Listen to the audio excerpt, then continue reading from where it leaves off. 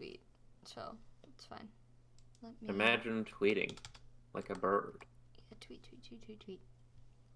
I'm gonna just make my little post, and then we shall begin. Hee-haw.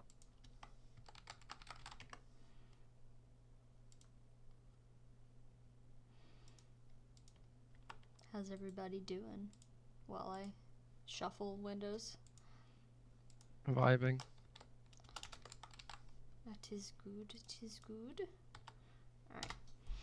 Are we going in order of list or order of... Hold on. Let me stream my thing to Discord. Stream the tier list. There we go. We're gonna go in order of the images, because that's easiest. Excusez-moi. One moment. Oh, and I need to make a tier if we haven't... I didn't finish. What? The games we didn't finish. Yeah. Oh, come on.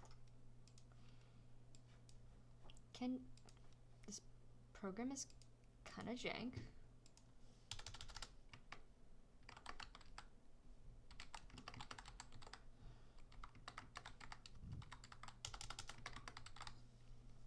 Okay.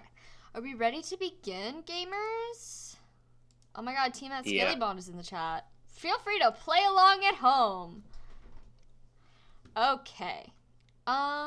So, Cheppy, looks like you're first. How do you feel about Rain World? I thought we removed Rain World from the list. Oh, we didn't. No, you put it on the list. I did, in fact, start a second playthrough of Rain World, which I didn't finish that run, but that was I love Rain World. It is the best video game. For me, specifically. Mm-hmm. I do not need to say anything new that I did not say last year. Okay. This game is on this list for this year about 50% because the new DLC expansion just came out today and I'm a shill. Anyway, Is this an S tier title as it was last year? I believe last year this was our game of the year, correct? it's kind of cheating, but like It's no okay. shit. You played it a little bit. That's fine. We'll count it. I did. Alright, the next game is Night in the Woods, which I played. I thought the art style was fun. I thought the story was interesting. It was more interesting than I expected it to be, but less interesting than I'd hoped. Like, once it got interesting, I thought it was gonna get really crazy, and then it didn't. But I still thought it was good. I like, all the eldritch implications and such. I don't know, it kind of struck me as, like, the epitome of like indie games, if that makes sense. But I thought it was pretty good. It wasn't too long, which I appreciated, so I'm gonna put it in A. I remember the music also being good. I hated the rhythm mini games because I'm not good at those. Who played Mini Metro? So that was me. Oh, well. Both of Well, you. I also play Mini Metro. So I know. I put it here because I started this year. I've played Mini Metro since when it was in early access. Yeah. I am a Dinosaur Polo Club stan. Mm-hmm. I actually met one of their designers at PAX East nearly a decade ago now. Oh, damn. This game is A tier. A tier? Is it above Night in the Woods? I've never played Night in the Woods, but Mini Metro slaps, and they recently added Boston, so go No. off. Okay. No. No, it's not above Night in the Woods. Okay. No. I was gonna say, it's a good game. I got a little tired of it after a while, but it's a good game. It's not exactly the kind of game that has a plot, but the Boston does. update team Not says. Yeah. Boston. Boston. They put Boston. Yeah. If you were from, I where can't was even from, fucking. you'd be dead. This is I can't even fucking Shin make Megami out what that Tensei is. 5. Who? Yeah, some of these covers are a little chaotic because last year I spent so much time looking for Square covers, and then Tierlist Maker cropped them all fucked up anyway, so I was like, fuck it. I'm just gonna download WebP files from Google Chrome, and we're gonna deal with what we get. So this is Shin Megami Tensei 5. After playing Shin Megami Tensei 5, I don't think I can bring my... Where did I put it? bring myself to play another Pokemon game again, I will be honest. It's very good. It's very fun. I love the creatures, and I love how they all say swear words at you. I'd be like, oh, I wish there was a plot, but I'm kind of glad the plot was just really basic, because anymore I feel like it would have dragged on. There's a lot of side quests and stuff. It's more about like exploring and gotta catch them all, etc. But I thought it was a good game. I'll be honest, the reason I like it so much is because it's like a good game to just like grind and like do something else in the background. Like I watched so many movies while I was playing Shin Megami Tensei 5. And I don't know, I have like fond memories of sitting on the couch playing this and like half paying attention while I watch movies, which is not something I've done since like high school, back when I used to play Awakening for 40 hours of my day. But I think this is a solid A tier. I'm gonna put it above Night in the Woods. It's a lot of fun. I like the creatures. Alright, what the fuck is World Box? World Box. It's a Oh wait, hold on. stupid little- Tiamat has a question. What the fuck does SMT have to do with Pokemon? Same basic mechanic. You go around a world, you catch them all, you add them to your Pokedex, except these ones, instead of like little creature that goes, me, it's like a grown woman that goes, I'm gonna kill you. she's just describing the concept of a JRPG. No, but it's specifically like you're evolving creatures and there's types and you have the type matchups and you gotta, it is very much like Pokemon with a different art style and like a more mature plot. Like it's above like JRPG where it's like a party of 5 plucky youngsters defeating evil. Like it's very Pokemon in feeling. Does that make sense? Sure. Yes, it does. What? Shut up. Shut yon fucketh mouth. All right. Okay. World Box. Sorry. World go ahead. Box. Yeah. Simulator game. Pokemon after hours. Oh no. In the classic genre of spawning little men in a box of sand and watching them beat the shit out of each other. I see. It's a fun game. I played the mobile version, which is more restrictive probably than the PC one, but it's good. Not A tier good. It's the sort of thing where every couple weeks you like noodle around and watch some people like try and fail to fight a dragon, on a little island, just a cage match for every member of the fight sucks. Mm-hmm. It's like B, and it's probably gonna be like lower mid B as we add stuff. It's a fun game. Not one of those ones where it's like, I enjoyed this. This is my thoughts. Chippy has thoughts now. It's how do you describe a game that's basically a bunch of paintbrush tools for like rocks and sand and people? Like it's a, I see. Simple. Oh no, don't. All right. Barotrauma. Barotrauma. I might not. So I had this recurring curse of this is gonna go in the didn't finish play long enough because this game seems very fucking cool, and I put it on here because honestly I was kind of scheduled to play it with a group of people multiple times, and it always fell through. I like, have 10 Barotrauma. times. You want to play? Not Yes. God. I don't even know what it is. I don't know where I got it. Okay. Well, it's about dying alone or not alone, dying together in the cold abyss on a submarine on a fucking moon. Oh, fun. I'm pretty Jupiter or sure that's what the something? game Iron Lung is also about, which I also have to play. Probably, yeah, similar vibe. God, I want to play this game more. I played it for like a few hours total, just dicking around in single player and tutorials, and it's very cool. I didn't get to fucking play it for reals, though I can't. It's okay. I'll play with you. It'll be fine. What is Flat Kingdom? I feel like I remember watching you play this. That you watched me. That's when I played through. It's a adventure platformer thing. It kind of looks like it's Paper Mario, Super Paper Mario, but it's not. It's the platformer. Um, it's an okay game. It's an indie game, clearly. It's Mm-hmm. one of those ones where it's like it's kind of rough in a not derogatory way. Like I finished this game. I played through the whole thing and I liked it, but I didn't like love it. Mm-hmm. Uh it's like the epitome of a C tier game where it was nice. It is nice, but it is basically just a platformer. Like the actual like mechanics of it and like the feel of platforming are not particularly like amazing or satisfying. Not bad.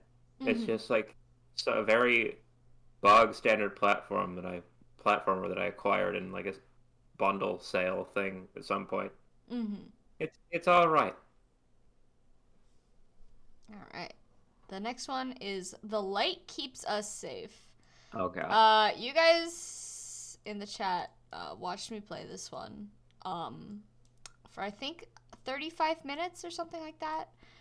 Uh, it's an interesting concept. So the concept of the game is that you're like a survivor of a like robot takeover apocalypse situation. And you don't have a weapon. You have like a flashlight, and if you point certain colors of lights at the robots, they'll like deactivate, or they'll stop attacking you, or something like that. It's kind of like a stealth game. Um, and I don't really have it's you so you're traveling around the map, you're collecting resources. I think the main point is like for each quote unquote level, you collect enough resources to upgrade your flashlight so you can produce another color of light, making you able to, defeat or neutralize another type of enemy. I didn't like it. Number one, because I felt like when it comes to games, it almost feels like, how in BioShock it's like it drops you into a world, but there's like a lot going on, and there's a little bit of narration, but it's just kind of like you get started, and you're just picking stuff up, and you're running around, and you're trying to avoid stuff. It felt kind of like that, or like a Fallout sort of situation where you're just let loose in a world, but like, I don't know, the combination of just the narration immediately telling you the entire premise of the story before you've even walked out into the world. Like, the lady on the microphone says, robots took over. You have to use your flashlight to defeat them. Oh no, how could this have happened? That felt very like, okay, well, I feel like you could have shown me this instead of telling. Um, and then just, I wasn't having fun with the gameplay. I thought it was frustrating. The open world was kind of directionless. It was a very pretty looking game, I will say that. Like, the dark environments were very nice. But when just like wandering around picking stuff up in the dark, it didn't feel entertaining to play. I got bored a couple minutes in. Uh, because it's just kind of like pointing a light at something and then running away from it before it reactivates. It's not super fun. uh yeah, I only played for 35 minutes. I technically didn't finish it, but I also didn't like it, so I'm gonna put it in D tier just because I don't know, I feel like with like The reason you didn't finish it was because I because didn't like you it. weren't enjoying. Yeah, but to be fair, I got the game for free, so it's fine. Okay, 96 mil is a short, like, not a point and click. I guess it's kind of a point and click. Um, like horror game about you play as like a contractor guy who's been asked to go to a old mill to blow it up. But apparently it's like full of ghosts and stuff, and your boss is somewhere inside, but you don't know where, and you keep getting like audio logs from him. Um, it's a pretty good game. It's kind of got a little bit of that like where the fuck do I go? What the fuck do I do? That a lot of point and click games have, and we're gonna get to that because there's more on this list that have that problem in various stages of severity. But I like the art style. It was all like photographs, and all the inventory looked nice. There was like arrows that pointed you which way you had to go. I will admit, I did get jump scared by a few ghosts because sometimes when you walk into a room, the UI won't show up, and then you're like, okay, where's the fucking guy? And then you make eye contact with the guy, and you're like, ah, he's been there the whole time, and then he fades away, and the UI comes back. So I thought it was pretty creepy. I got 1 of 10 endings, which is a lot Very of endings. creepy. It was so creepy. I did get scared. It only took me like an hour to finish, but I only got 1 of the endings. And it was one of the endings where I blew the place up with my boss inside. So, yeah, I'll give this one a solid B. I don't know, I'll put it below World Box just because it's very clearly a very low budget game. Like, probably a team of 1 or 2 people. But yeah, it was a fun thing to do on Christmas Eve. Wide Ocean Big Jacket is I'm gonna say also kind of a point and click game. It's like 3D. You play as a little family going on a camping trip. It's just kind of like a heartwarming little, adventure. You talk to your family, you go fishing and stuff like that. You go bird watching, I think. You go to the beach. It's just kind of like a comfortable little experience. There's not too much on the gameplay side aside from like walking around and look at X many birds to progress. But yeah, the art style is it's very much the like super low poly, not really shaded, bright colors, graphical art style that I think a lot of indie games have. The indie game that won an award a few years ago, but you never heard of it. Yeah, exactly. Which I don't think is a bad thing. I'm kind of tired of it, I'll be honest. I like my low poly graphics crunchy and unbearable to look at. And this one looked so very sleek. But I'm gonna put it in high B. It's definitely a good game. Not a lot of replay value, but that's okay. So this one is an interesting one. This is the Ryzen prototype, which you may, if for those who have access to my actual document list of games, might notice is a link, because it's not a full game. It is I believe a preview to a game that is on itch as just like a demo level. Like, it's not even completable.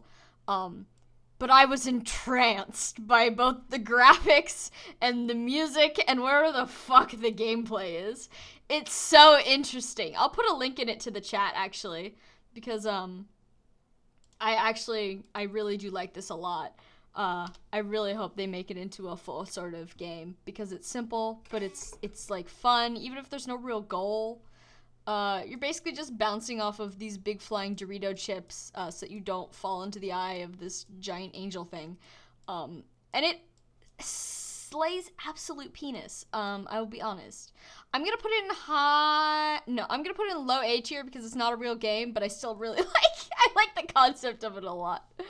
I will admit, I've spent like at least half an hour over the year at various months just like remembering it exists, opening it, and being like, nice game time. Okay. Oh god, there's a lot of me in a row, huh? Inside the Mirror is a anime visual novel where you play as a girl who is really, really sad because her brother, quote unquote, moved away and he hasn't come home. And over the course of the video game, spoiler alert, you learn that he did not move away to college or whatever. He actually died and nobody told her. And that's why she's so depressed. It's a little bit predictable, like obviously he died. But I don't know, I thought it was still pretty good. Just kind of like a sad coming to terms with your loss sort of, not adventure, that's a bad word for it. Experience. Emotional journey. Yeah, I think it's a solid, it's good for what it is. It's not breaking any massive ground, but like, it does what it came to do, and I think that's perfectly fine for a game. I'm gonna put this under Flat Kingdom, because I like Flat Kingdom's art style better. This is just very much traditional anime art style. What is that? Is that? This is Devil May Cry. Oh, I was like, is fucking, what's it called? What's that one fucking game with the grapple gun shit? What? Grapple gun? Audica 3D action adventure game where you've got stupid cable gun that you use to link stuff together. Just Cause. Thank you. Yeah, I was like, what the fuck? Who played Just Cause this year? Who the No, fuck? this is DMC, Devil May Cry, the Yeah. American remake one or whatever. Devil Um, may come. Devil might. Depends. This game, okay. You know what? Hold on. Where's Metal Gear? I'm gonna review these two at the same time because I have some hashtag controversial opinions. Oh god. Okay, so Metal Gear Rising: Revengeance is obviously a great game. It's got some banger moments, Jesus. and the combat is sleek. It's what you'd expect from a Metal Gear game. Could you, before you say what you're about to say, could you just remove our names from the stream before we? No, I am with Annika and Andrew, and they agree with me. No. Oh god. Okay, no. But hear me out. I liked Metal Gear Rising. Obviously I did not do any pro playing, so I probably am not the best at combos or whatever. But just on like a surface level, once I started playing DMC with a controller instead of my keyboard, which sucked, I actually had a lot more fun with the combat of DMC. I like the fact that there's like the angel weapon and the devil weapon that you can use, and they both do different things. Whereas Metal Gear Rising, I feel like a lot of it's just like sword and then quick time event, sword and quick time event. There's so many quick time events in Revengeance. Like every time you kill someone, you have to do like a little bit of a quick time event, and it's fun to like slice and dice people, but it's also it slows down the momentum of what you're doing to like an insane degree, whereas DMC was just like kill guy, kill guy, kill guy. And you know, there'd be like little stop times where you could hook into someone and drag him towards you or whatever. But I felt like that didn't disrupt combat as much when it comes to like, you know, for Metal Gear Rising, you'd have to like combat, and then press like the quick time button. And then like stop, line up your shot, and then do whatever. And obviously, if I had practiced more, I probably would have been better at it and done it more quickly. But after a while, it just kind of felt boring. Whereas DMC, I think I just had more options available to me very quickly, making it more like tactile to just get in there and beat the shit out of people. The actual plot itself, DMC sucks ass. I do like the part where you fight Alex Jones. I thought that was an unironically phenomenal boss battle in every single way. I thought it was awesome. Same thing where you fight the senator in Metal Gear Rising. I thought that was also very cool. Maybe I just want to beat up politicians. This is Maybe I just want to beat up Republicans. We're Twitch, talking. Twitch, don't quote that. We're talking about DMC Devil May Cry, right? Yeah, the one where he has black hair and it. Advocating for violence. I'm not advocating for violence. This is in video games, in Minecraft only, and in Devil May Cry and Metal Gear Rising. But yeah, that's kind of my onion. Raiden's little acrylics are fun. I like that for him and his heels. Raiden's definitely got a better character design. Cyborg Ninja is better than weird 2000s rock and roll demon man. Like by 1,000,000%. Yeah, I think they're very comparable games. Like, and I feel like I'm gonna get my ass kicked for talking about Metal Gear Rising in any way other than that it's perfect. Oh, the soundtrack in Metal Gear Rising is way better. DMC's soundtrack is goofy as all hell. But I'm gonna put DMC. I'm gonna put them both in B, but I'm gonna put them right next to each other because they're friends.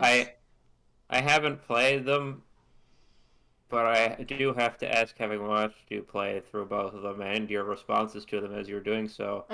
What the fuck? What do you mean, what the fuck? Nano, son. Fucking watching you watching you play through, and then the running commentary on the fucking DMC game was just like a parade of hatred. Okay. The reason I was so hateful in the beginning of playing DMC and why I wasn't hateful when playing Metal Gear is because I started playing DMC. I played the first half of DMC with a keyboard and mouse, which is the worst controller combo ever. Whereas Metal Gear, I had already figured out use a controller, so I was fine. I have to say, just to get all the facts of the Raiden's more universe baby out girl there, Tiamat, obviously. one Come of on. these DMC was also, if I remember right, the one you could not close or tab out without it like fucking dying on you. Okay, but that's like, you know, Pathologic 2 also does that. I'm not gonna hold that against a game. Some things are just busted. Okay. That's fine. Okay. Um. I. Yeah. God. Yeah. Honestly, my personal opinion is that maybe Dante and Raiden should just hold hands and peace and love on planet Earth. You know. I will. I feel like I cannot agree on this because while there was some cool stuff in DMC, like especially towards the end, the stuff at the start, like I seem to remember there was a hallway that was just full of giant neon letters that said shit, like just walls that said shit. That's like, another thing I liked sex. about DMC. Sorry, sorry to Oh keep my complimenting God. DMC, but I loved how Fucking- like when it would tell you to do stuff like in the game, like instead of like a quest pop up, like I think Metal Gear Rising had a lot of like normal quest pop ups or just be like screen space UI. It would like write whatever you needed to do on the walls or the floor. I thought that was awesome. I think that is a great design decision and that more games should do it. You know what?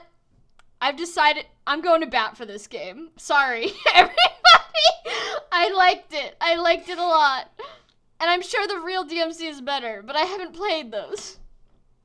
And I was an edgy teen once. This is the worst DMC, I think. Well, then I'm so excited to play the rest of them. It can only go up from here, right? All right. How about Frog Gun? How does Frog Gun compare to Metal Gear Rising? First of all, I played the demo. The game came out, but I did not play. I only played the demo. I didn't get around to the so we're real rating game the yet. demo here, yeah. Demo, yes. It's a good, fun game.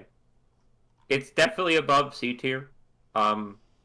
It's obviously basically just like a PS1 platformer inspired. It's got the fun frog. It gives you a frog gun. It has a big tongue. It Hence pulls the you name, places. Yeah, it's got like. Honestly, it's just a really good time. It's not like mind-bendingly really good time, but it's one of those things when I played it, I was like, yeah, this is good. It's just it's sort of like the opposite of what. In a weird way, it's kind of like the opposite of my experience with Flat Kingdom, and they might have been around the same time, where like the Frogun demo was just like it was like, wow, everything about this feels pretty good to control, and like the main mechanic of having a fucking extend a frog in your hand at all times also fun. It is charming. Like it basically is like basically just take every criticism I had where it's like, what was Flat Kingdom anyway? And like just sort of invert it, and it was kind of the experience with Frogan. I see. See. Oh, is it low B or high, or is it no? Sorry, is it low A or high B? Because it's not in the same tier as World. No, you know what? It's not in the same tier as World Box. It goes in like low A, I think. Okay. For I'll the put demo. it above the Ryzen prototype. Yeah, and it's. Is it better? From what I've seen, it better than Mini Metro? Annika will disagree, but I would say yeah. I'm nitpicking and biased. I would agree. I'll put it in the middle. Certainly... It's mid A. It's mid A. Let me put it this way. I've played a demo for Frogun and a lot of Mini Metro this year, and I'm sitting here going, but is Mini Metro better? So, like, you know, it's... Yeah, it probably... Understandable. Have a lovely day. Sorry, I can't stop looking at Tortle down here. Hello. Yeah. Tortle. They're they're changing his art soon. I They know. gotta, I pet him they're still. moving. They're moving away from He's my the friend. Google Focus. art. All right. Everyone's favorite city and skyline-based game, City Skylines. City Skylines, the only good city builder on the market, and also a game that last time they did a major update completely broke 90% of the mods, and it was a nightmare. Oh. This game sucks. You should play it. It sucks, and you should play it. I love it so Whoa. much, but I wish it was better. I see. Okay, so what should it be then? I give it a nice B. In the middle or Like to a high B. a high B? B. Okay, I'll put Like it it would above. be an A if they could just like fix some of their shit. Mhm. Like Oh yeah, Tiamat. We'll get to Oodle. Paradox, like city builder simulator games. Haha, he Yeah. said, looking at Prison Architect later in the list. crispy ass. We'll get to you. We'll get to you, fucker. There's a lot of we'll get to you sort of threats happening. So Yeah. this is Demon Ex Machina. Ah. This is a funny little game. It feels more low budget than it is, and I don't know whether it's intentional. It's like a very crunchy game, which I did not expect for like. I feel like they definitely advertised this one a lot during Nintendo Directs back when it was first announced. I got the impression, you know, those like years where they don't quite have like the most to offer whenever they're putting their marketing plan together. Yeah. And I feel like it was a little bit before the Switch had like the library it does now. I feel like it might have coasted in a little bit. Yeah, I definitely got that. I like. There's like, Is okay. this sorry? Is this Sorry. a platinum? Is this a platinum game? It is. Right. It That's why. That'll be why. It plays good. I will say that. I think it plays well. I think you can definitely do some pretty crazy shit if you get really into it. I didn't get too like into customization and stuff like that. I just kind of played the main campaign. I didn't do any PvP, which I think is a big part of it. Looks like dog shit. I'll be honest. The character models look good. Your character is like super customizable. Oh, one thing I really love about this game is that you can upgrade your character. You can upgrade your character with like different like cybernetic enhancements, and it will permanently change your character model. So like if you say I want an eyeball upgrade that makes me more accurate, your character's eyeballs will change, and that will be irreversible unless you spend money to reverse it, which I think is so fun, and they should do that more often.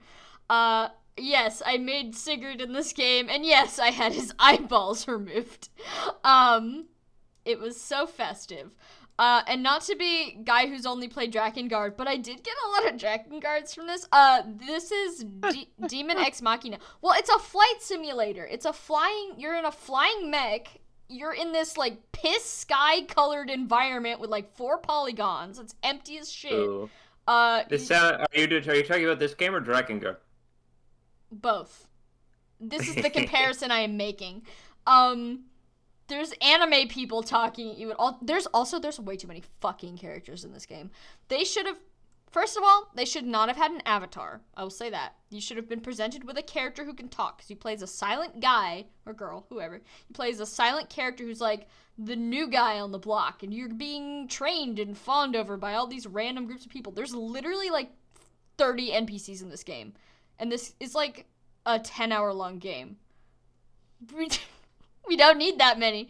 I think if they cut down that number by like 3/4 and just had it focus on just like the narratives of a couple characters and maybe like some faceless schmucks on the side that you can throw around, it would have been way, way better of a plot.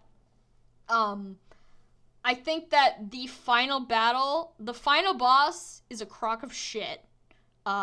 It's a gimmick boss, which, as you know, is my least favorite thing ever. Viscerally against gimmick bosses. I'm fine with gimmick bosses. Gimmick bosses are great. I think spicing it up is fun. But the final boss, unless your game is actually shit, unless you are Drakengard, in which case do whatever you want. If you're like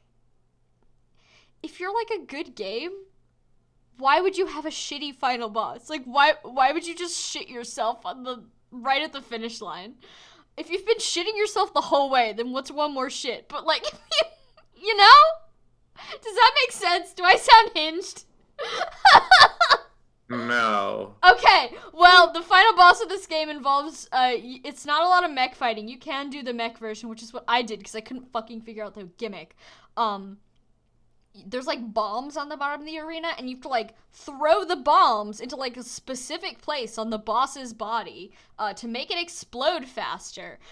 Except this game's aiming mechanic, at least with the stuff I had, the materials I have, is not phenomenal. It is not accurate, and the boss had a lot of like one-hit kill moves, which was not awesome, and a bajillion health. The design was cool though. There's a lot of cool designed mechs in this game.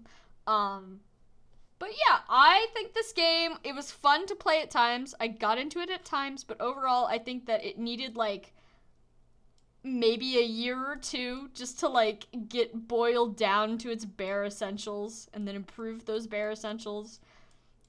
It has like someone asked to make 30 OCs and refused to let any of them be cut from the project kind of vibe. Middle schooler making their first fantasy universe type situation. I'm gonna give this game I'm gonna separate the lovers. I'm gonna put them between DMC and Raiden. Octopath Traveler is a good game. Very JRPG. You play. I wish the one thing I played it like a couple years ago. I didn't finish it till now. I wish, which I think they're fixing the second one, is that the 8 guys don't really talk to each other. They have like little side conversations that are entirely visible. But other than that, they literally don't interact at all, despite, they're in a party together. But like the actual gameplay, the classes are fun. The stories are all fun. All 8 of the stories are really good, even if they don't like cross at all. The secret final boss is absolutely bullshit, and the fact that you don't even get like a special cutscene afterward. You get like 2 seconds of cutscene, but there's no dialogue in it, and it doesn't matter. So I think that's bullshit. If you're gonna beat like the super secret extra final boss that you need to be level 99 to destroy in an RPG, you should at least get something from that. I feel like I didn't even do it because I looked up what the reward was. I was like, oh, that's bullshit. Never mind. I'm not wasting 10 hours of my life grinding for levels just to get that. But other than that, I think it's a really good game. I'm gonna put it right below SMT. I think SMT is a little bit of a better game, at least like stylistically. I've kind of gotten tired of the Octopath Traveler art style. But since Octopath Traveler was like the first game to have that art style, it's forgivable. Like, it's fine. I just don't want to play any more games with the like HD 2D. I'm tired of it. What is this? Salt and Sanctuary. I believe that's a Chep game. Yeah, that's the Metroidvania that I've been playing through right now. Metroidvania, Soulsborne. It's a 2D Metroidvania Soulsborne thing. It's like it map design and enemy design like a Metroidvania game. Death and horribly brutal boss fights like a Dark Souls game, down to the ghost left behind, losing souls. I mean salt. The whole thing. Assault. So the thing about this game, right? Thing number 1.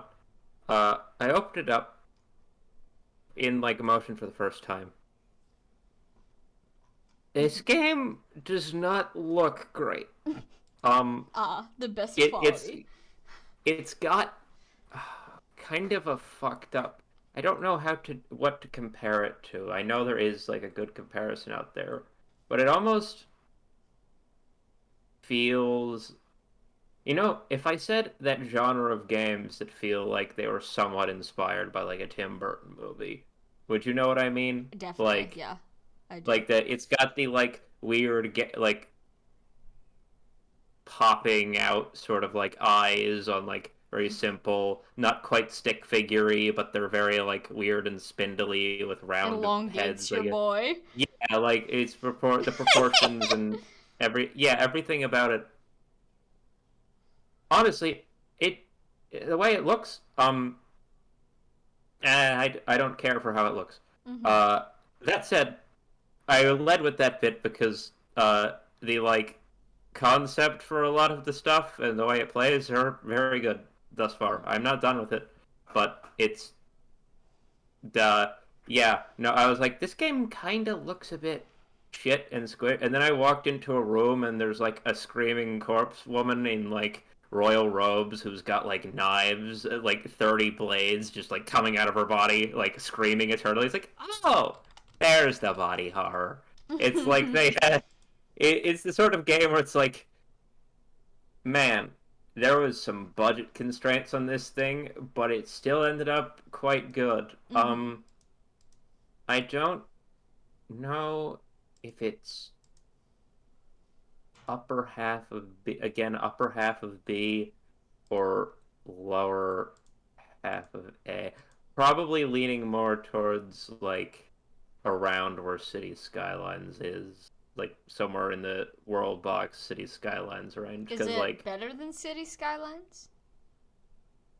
I don't know if I'd say that. Okay, I'll put it between. Maybe the it same. goes right. Maybe it goes to the right of World or to the left of World Box. Sorry. Okay. Right here. Yeah. You know, I'm It's- gonna move White Ocean Big Jacket down because it's a good game, but I don't think it deserves to be this high for what it is. So I'm gonna move it. I'm gonna move this here. I'm gonna move Yeah. 96 mil down a little bit as well. In summary, for Salt and Sanctuary, it's one of those games that has the arc of you see the art in the store and you're like, ooh, and you see the game in motion and you're like, ooh, and then you play the game in motion and you're like, oh, okay, yeah, all right, this is good. This is a fun video game. It's just it had like a yeah, you know. No, I get you. I get you. Totally. All right. I have no mouth, and I must scream. Oh Christ. Okay. I have no Sam, and I must spud. So true. So this is a miserable game, but like, No shit. if it wasn't, I would be disappointed. Like, it's a really, really, really, really dark game. Like, even by No my shit. standards. I love the short story, by the way. It's literally my favorite short story of all time. Possibly my favorite piece of literature of all time. I'm a big sci-fi fan. And this is my second time playing it. My first time playing it is like a sentient adult, though. So, like, this is kind of my first time playing it. I don't consider anything below the age of 17 to be real. Okay. Story-wise, I love the story of this game. It's so good. I think it's so interesting. Fuck zombies. Zombies suck shit. They're so boring. You know what's cool? Scary robots. Those are cool. Terminator style. Way more interesting. I think the characters are also good. I like how they're all like uniquely fucked up in their own special way. This game really, really, really doesn't shy away from having quote unquote problematic characters, which I enjoy. You're not really supposed to root for them, except for Ellen. She really didn't do anything wrong. Help her. But you know, the rest of the characters are just like absolutely atrocious people. One of them's an Instagram influencer, guys. It's unforgivable. Die. That was Ted. Retweet to totally Ted your followers. I don't know if he's a Twitch emoji. I should make him one. But yeah, the story's great. Shout out to the whole Ted pegging incident. Yeah. Don't worry about Let's it. not talk about the Ted pegging arc. The gameplay in this game is not good though. When I said No. point and click bullshit, this is the game I was talking about. There are so many things in this game where if you held a gun to my head and asked me what am I supposed to do in this scenario, I would say something logical and then you'd fucking shoot me, because there are just so many situations where it's like I didn't even know that was an item you can grab. Like there are not enough pixels on the screen to tell me there's an item there. How was I supposed to find it in this millions of rooms? I'd use a guide. I did not get the good ending because I missed one thing in one of the character chapters, and you have to get like a perfectly good run of all the character chapters to get the final ending. But I mean, I got the I have no mouth and I must scream ending, which is, you know, what you're really there for, to see the creature. But yeah, I think it's it's a great story, a mediocre game. I'm gonna put it in low B because I did enjoy it, but not because of the game part. Okay, Heroes of the Storm. The fuck is this? Can I? How many of the upcoming games are me? Can I run to the bathroom while you guys do these? 4. I mean, we could wait for you, but sure. So I'm like 4 away. Yeah, okay, you can start. I don't have any opinions on these. Okay. Or lobotomy maybe, but not. Okay, piss fast, King. Annika, tell us about Heroes of the Storm. Heroes of the Storm is a MOBA. Its only saving grace is that it's not League of Legends. And in the past, it was like, oh, well, I don't want to deal with Riot Games, but it's Blizzard, so like that's not really any better. Yeah. I play this and I feel guilty about it. It's kind of a crunchy little experience. It's a dead game too. They no longer actively support it. Yeah, probably doesn't even need to be on this list. This is a solid C game. C game. Hold on, sorry, I'm putting lotion on my hands, which gives Chappie an extra couple seconds to shit. I am Let's mostly slather here myself. for Grade to Leslie's voice acting. I see. Is it? I assume it's better than these two like small indie games, though, right? That we have. I in mean, C tier. For artistic purposes, it's a MOBA, so therefore it's worse than any kind of anything. But yeah, I mean by simple classification of being a MOBA. So do you want me to put it below inside the mirror? yeah, sure. Okay. Put it wherever you fucking want. Cheppy wanted me to wait to do Lobotomy Corporation, so I'm gonna move that one down too. Okay, Fire Emblem Heroes Book 6. I like Fire Emblem Heroes. I love a lot of the updates they've been making recently. I can't remember if it was during Book 6, but the thing they've been doing with arena tickets, based as fuck. I do be building units. They released a lot of really good units that I like this year. I play Fire Emblem Heroes pretty much like an auto battler. I just buff up my little guys and set it to auto and then just watch. Is this Fire Emblem Heroes? Yeah, I'm just explaining how fuck. I like to play. So honestly, when it comes to like meta building and PvP, I'll do it occasionally, but it's not really how I play, so that's not how I'm gonna judge it. I don't pay attention to the meta. The only meta is Camus. It's been Camus for the past 5-6 years. How does he do it? Yeah, I think it's a fun game. I'll be honest, I did not read the story for Book 6. I did not read the story for Book 4 either. I think I don't like the even-numbered stories. I liked 1, 3, 5, and I'm liking where 7's going. Is this just Book 6, or is this the game as a whole? I was just doing Book 6. Askir was handsome, and Embla was scary. I'm sad they killed Bruno. But overall, Spoilers. I think Cheppy.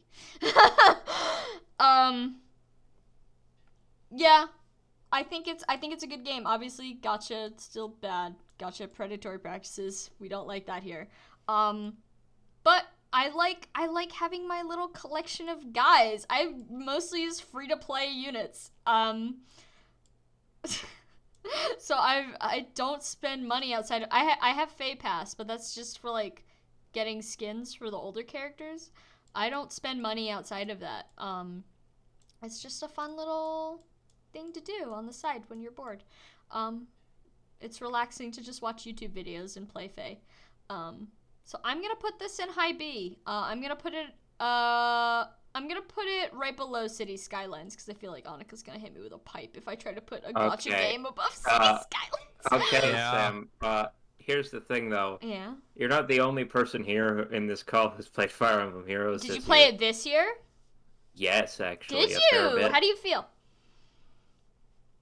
Well, How let do me you preface feel? it. Let me preface it Not with this. about that, just in general. Are you okay? Are you doing okay? Kate? This year was the year basically that I stopped playing this game. I picked it up again. I picked it up for like a few days at the start of college. Didn't for a few years. Started playing it again probably because of your influence. Teehee. I gotta say,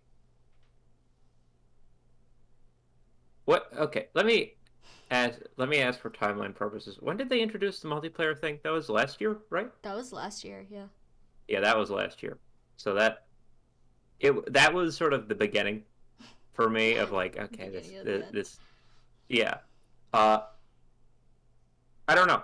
I guess this year I decided, as you do with a game, you play it for long enough. It's like I'm gonna like maybe actually look into like how character building and stuff works.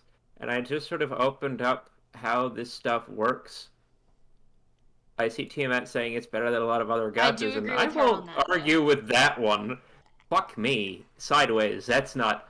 I think that there's elements of Fire Emblem Heroes that are totally fine. Like the actual little strategic gameplay and characters and whatever they do, like the Mm-hmm. move around, stab people, a bunch of their game modes, Mm-hmm. all fine.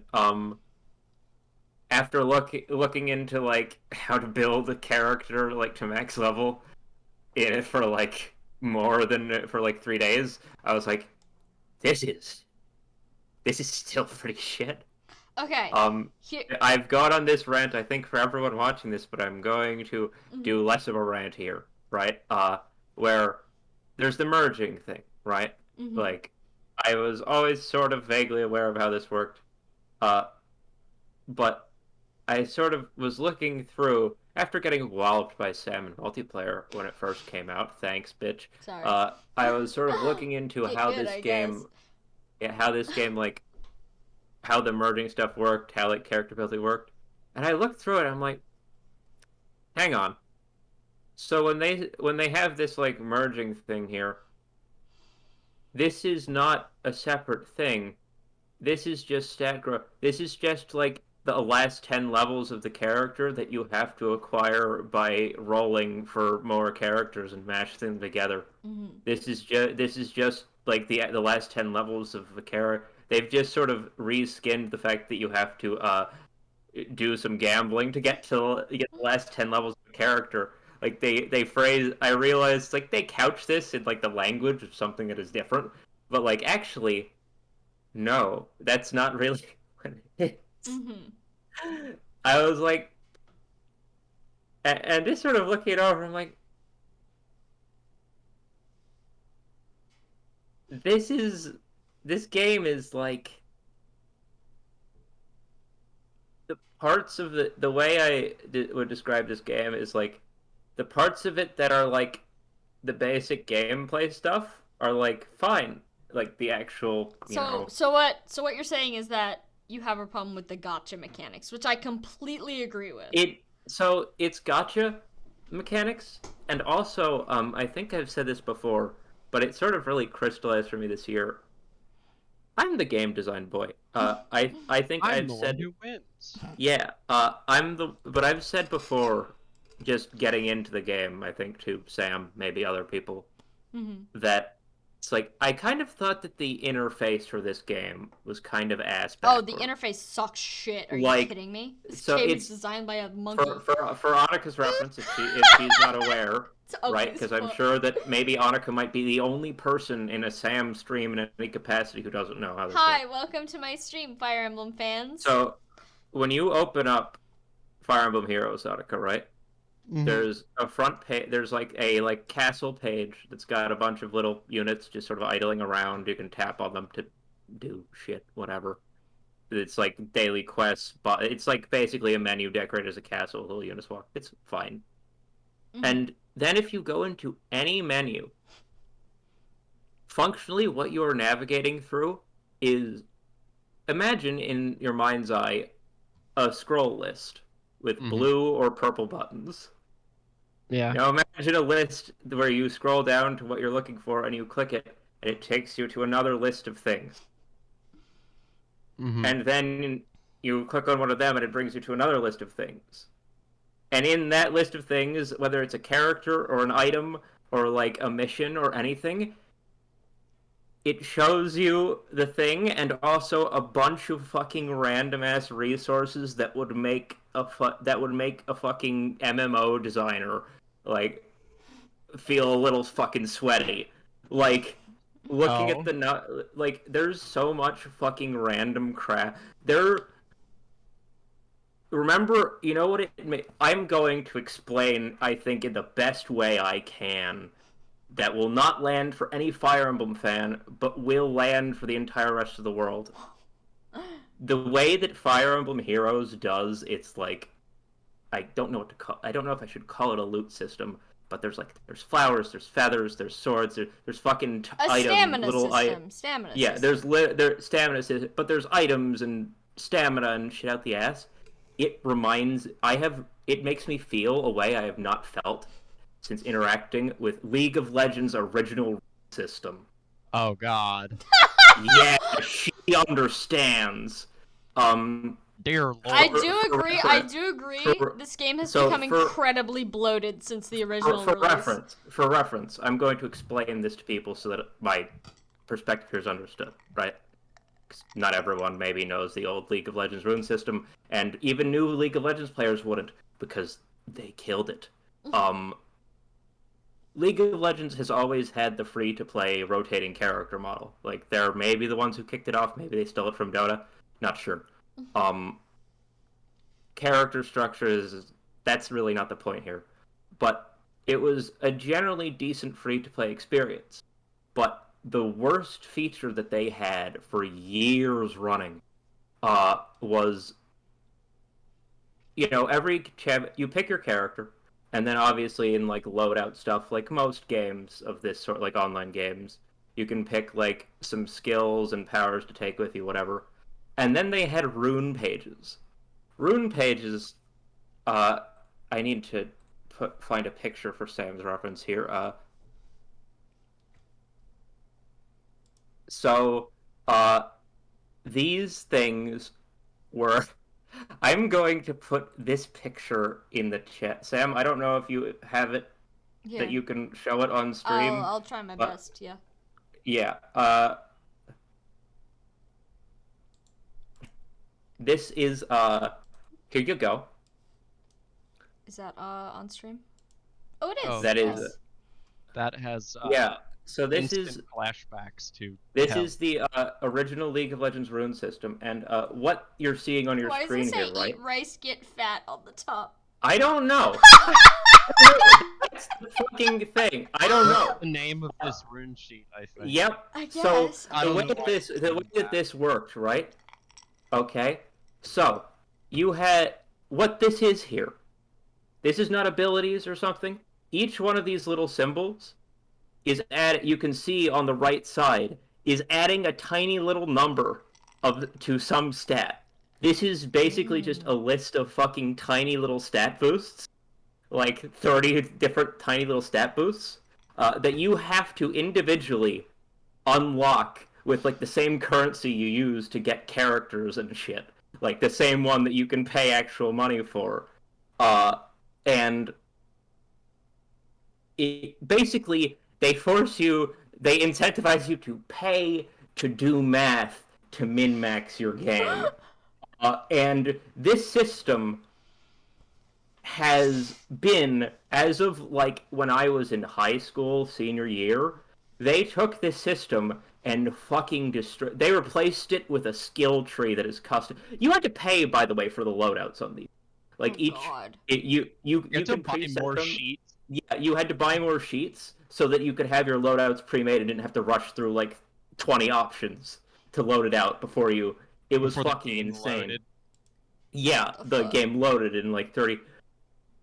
This system sucks so bad that League of Legends, a game that is notorious for sucking bad, replaced it with a skill tree sheet that you just like click like 8 different options and just go like a standard fucking RPG. This system sucked. And when I was reading through Fire Emblem Heroes, I just had this revelation this year that, oh my god, this is like the same thing, but decorated up in... At least League of Legends put the stupid system on a fucking single fucking page, and you could see it. I was like, oh god, Fire Emblem Heroes is just... They took the shit system from League of Legends and just chopped it up across a bunch of different things. I hate that. and that was basically the impetus for me to stop playing. I think Fire Emblem Heroes is a fine game, but I automatically will ding it like a whole fucking 2-letter ranks from wherever you put it, because No, it fucking sucks. You know what? It sucks. I think you see, I have the perspective of someone who has played. I think I've logged into Fire Emblem Heroes every single day since it launched 7 years ago now. Christ, 7 years ago. Holy shit. So A decade of your life consumed by Fire Emblem. Okay, I play like 15 minutes a day. Let's not be crazy here. But I've logged in every single day since it launched. So for me, it's been I imagine jumping in as a new player now would be an absolute shit show. If I jumped into Faye now, and I would take one look at those menus and say goodbye. But like as a launch player, back when it launched, there were like maybe 1/10 of the buttons there used to be. And I think that the game has failed to evolve with the amount of content it has, and that's the problem. I actually did play at some point for like 2 months, 2 or 3 months when it first came out, because I was like, oh, Fire Emblem, neat. They did a game, a Fire Emblem, another Fire Emblem thing, fresh off like Awakening or whatever. And so yeah, I remember that. It was simpler. It's just like, as you said, the new player experience is like Eldritch, but I think I have demonstrated I fucking beat Rain World. I fucking have a high tolerance for like obtuse shit. It's just when I peeled it back and looked at it, I was like, oh no. The first comparisons that are coming to my mind here are not good. Yeah. League of Legends. When League of Legends sucked even more. You know what, Chippy? I was looking at it from a you already fucking know what's going on kind of perspective. But from an absolutely objective perspective, it is not a good game. I enjoy it. I think it's a great game. But that's just because I know what's going on. It is. I don't even have to think about what menu things are. My hands just do it automatically. I don't look at the menu. I don't experience the menu. I think that it being in like top of C is fine, because as I said earlier, before I was like fucking losing my shit over here, it plays fine. It's just like, ooh, it's wrapped in layers of shit. All right. Well, speaking of divisive Fire Emblem games, let's talk about Fire Emblem Warriors 3 Hopes. I really have no opinions about this. Yeah, okay, so I played this game. A couple things you should know about me. I'm an artist and my hands hurt all the time. So, this game, I could play it for maybe half an hour a day. I played the one with Edelgard, the Edelgard route. I forget what it's called. Red something. I presume. It's a fun. I'll be honest. I had more fun with the first Warriors game, because the first Warriors game felt very like, I'm gonna use the word camp here. It felt very like schlocky. It felt like the money grab that it was, and it was like kind of jank, but that made it fun. Like the story was dumb as shit. The characters were all goofy as all hell. Like that mix of characters was like, okay, why? The supports were stupid, but like it knew what it was. It wasn't trying to be something else. Whereas Three Houses is already a shit show as far as like what the fuck is going on. And then they added this extra like layer to it with Warriors. This extra 3-4 routes, however many routes there are. I only played it once. And it was just like, I don't know, it feels unnecessary. It felt like an unnecessary game. The thing I did like about it is what they did with Byleth and how they made him a flesh puppet for Sothis. Classic Lou and Seti moment. I think good for him, honestly. And Shez is cool. I like Shez as an avatar. But I'm tired of Fodlan. I'm tired of most of the characters. Yuritsa is still very pretty. I will say that. A lot of the Three Hopes designs felt very, very phoned in to me. Like legitimately, I did not like most of them. I think there were maybe 5 in total where I was like, man, these are an absolute improvement. And if you ask me which 5, I would tell you I don't fucking know. But yeah, I expected to like this game much more than I did. It's not a bad game, but it's also not a great game. The maps are also extremely repetitive. I know the maps in the first Warriors were also repetitive, but I almost like didn't notice when I was playing it, because I don't know. Something about it is just, I also didn't like the fact that you could change classes between characters. I know that's a big thing with, Three Houses, how any character be any class, and that's awesome. I think base Fire Emblem should do that more. But in Warriors, the first game, it felt like every character had their own very specific class, which means they had their own moves, their own weapon, and it was like very tailored to that character, and their character's entire moveset was like completely hinged on like who they were. So like, you know, Azura had all these like cool water and dancing moves, and her finisher was really awesome, and her like promoted class was like the Prima class, which was really pretty. Sorry, my dad just screamed in the background. I agree. And you know, like Xander had all this like black magic sword stuff, and I felt like those were like really personalized, whereas Warriors, they did have personalized specials, but only when they were in their like assigned class, and the game kind of wants you to promote them into other classes because that's the only way you can get other skills. And the game isn't that long, so like, I don't know, a lot of the characters never got back to their regular class before I finished it, so it just kind of felt like, okay, I've spent most of the class not playing as like Linhardt, I'm playing as generic knight with, you know, Linhardt's yelling. What other things do I think about? I think all the dads they introduced should have been hotter. I don't know nearly enough to comment on it, but I have seen enough people, like, again, I haven't played the game, don't know shit, but I've seen enough people talking about weird Orientalism that increased in the Warriors game from... do you know which route it was? I think it was stuff to do with Claude that people... I don't even remember if Claude was in the route. I might not be honest. I know nothing.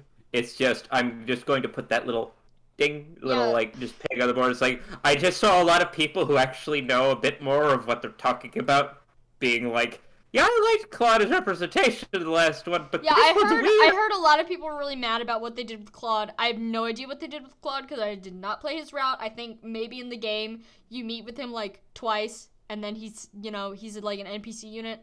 I did not recruit Claude. I have nothing to say regarding Claude. No info there. The fact that all the like, you know, church units still don't have like alternative outfits for before, during, after the time skip. They all just stay the same after 2 years, however many fucking years the time skip is in this game. That's super boring. Try harder. Try harder with the designs you did make also, because they all kind of sucked. Yeah, I think that from now on, if they're making Warriors games, it should be more of like a celebration of the series as a whole rather than attaching it to a specific game, because we really I disagree. Actually, if you are going to do a specific game, just make it better. No, my opinion is, if you're gonna do a specific game, make it a fucking Fire Emblem game. Just make another Fire Emblem game. I would have been cool with like Three Houses 2.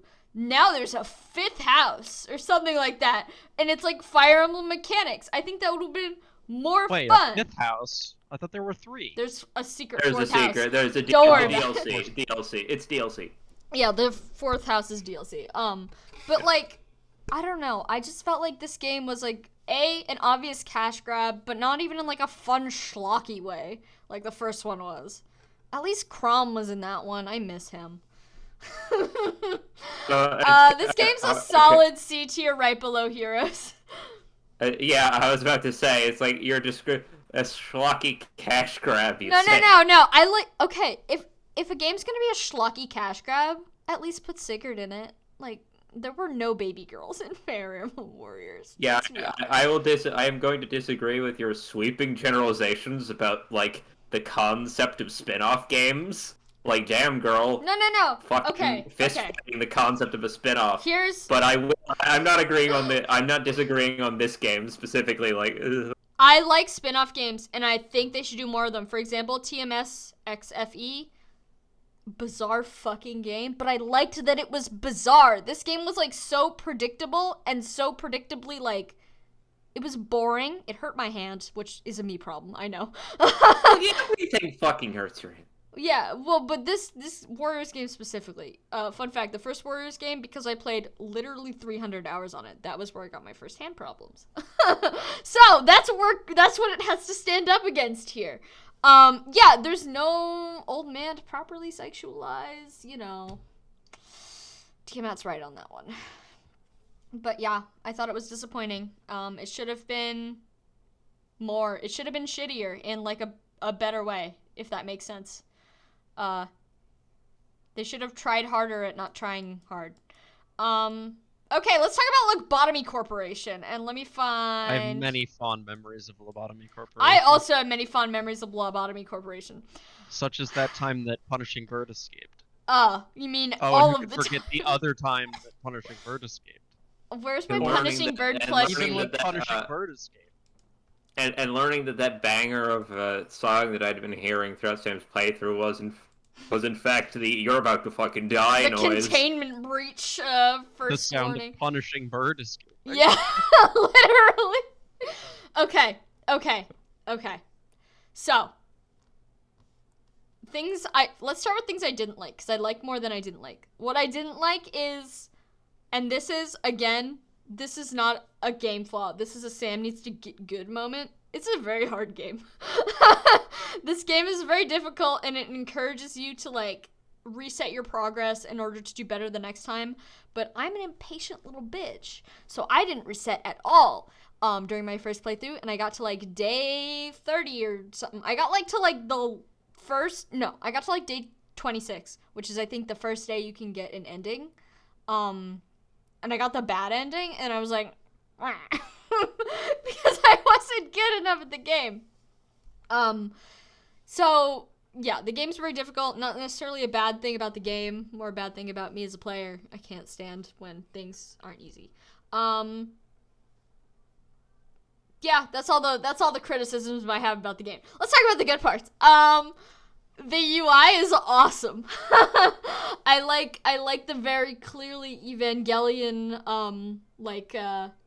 the UI from Evangelion, how it's all like neon colors and 90s tech mumbo jumbo. Late 90s futurism where everything's like oh, it hits so good. They analog, but not like 80s analog. Like weird. Yeah, that it's neon. Y2K. It's so good. And it's also got a heavy dose of that like religious sort of overtones to a lot of it. Chef kiss.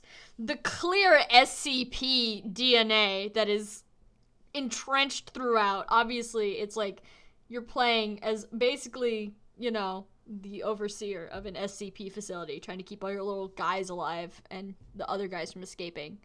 The monsters, those are the other guys. Which is absolutely awesome. I think it's a great concept for the game. And the lore, oh, beautiful. The art styles, I love. Okay. It's also got cat boys, if I remember correctly. It does have cat boys, which is phenomenal. I like how you can put little hats on your guys as well. Every game should let you put hats on your little sacrificial victims. The art styles, at first, I wasn't too into the art style. I thought it was kind of cartoony and weird. But then they, explain it in game as, oh, yeah, if you really saw what was happening, you'd go crazy. So we put, a filter over what you're seeing so that all these human deaths don't impact your brain as much. And I was like, okay, that's a really fun way to disguise the fact that you're an indie company making a lot of art for a small, low-budget game. And I respect the ingenuity. We like a little fourth wall breaking. It's fun. The plot, batshit insane. Absolutely love it. It's so esoteric. It's in that special little frying pan of games that are pretentious, but in such a fun way that you can't even be mad. You're like, oh, you're unhinged. Tell me more. I feel the same way about Pathologic. What other things do I like about this game? The characters. I won't go too into the characters, but like, let me just say that if Sam in 8th grade, who was really, really obsessed with Portal and like robots, played this game, I think she genuinely would have died affectionate. It's very good. It scratches so many itches in my brain. This is like, oh, which, how appropriate. Lobotomy Corporation. Oh. I have another bonus. This isn't about the game. This is about my life. I have a T-shirt that says Lobotomy Corporation, and when I wear my work apron over it, you can only see the word lobotomy. So that's really fun. This game is so good. It's so good. Oh, the music. Okay.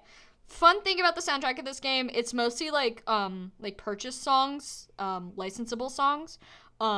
Which are all great. I really like, there's one artist who works on it. I forget their name. It's like Tildaris or something like that. All the work they did for the game, absolutely phenomenal.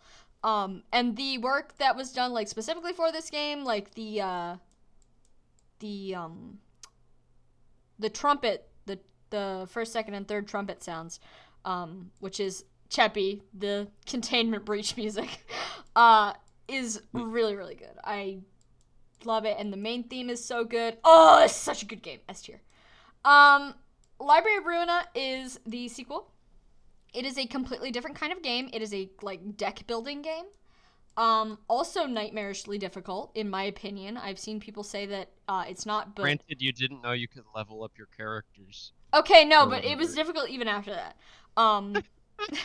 Devs are really good at playing games and missing the progression mechanics. And okay. Oh, gosh, does it so affect? hard. Does it affect your opinion if I say I've never played a card battler before? This is baby's first card battler. Fair enough. Deck builder. I've never played one before.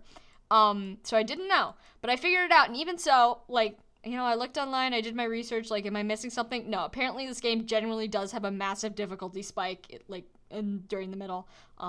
A lot of people got stuck at the same place as me. I did have to mod it so I could make it a little bit easier. Not the actual difficulty of the game, I just made it so you could equip more passives on your little guys, which made it, you know, just a little bit more manageable. Because again, I do like to finish games in a timely manner. I believe I spent 91 hours on this game, which is a ridiculous amount for me.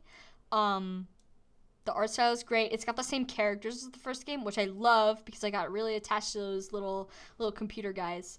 Except now they're people. They done peopled them. And I love the idea, the whole plot where you're like in a library that turns people into books is awesome. The music, the entire soundtrack for this one is original music. There was no licensed music anymore. And it bangs hard. I can't think of a single song in the whole game that doesn't fuck severely.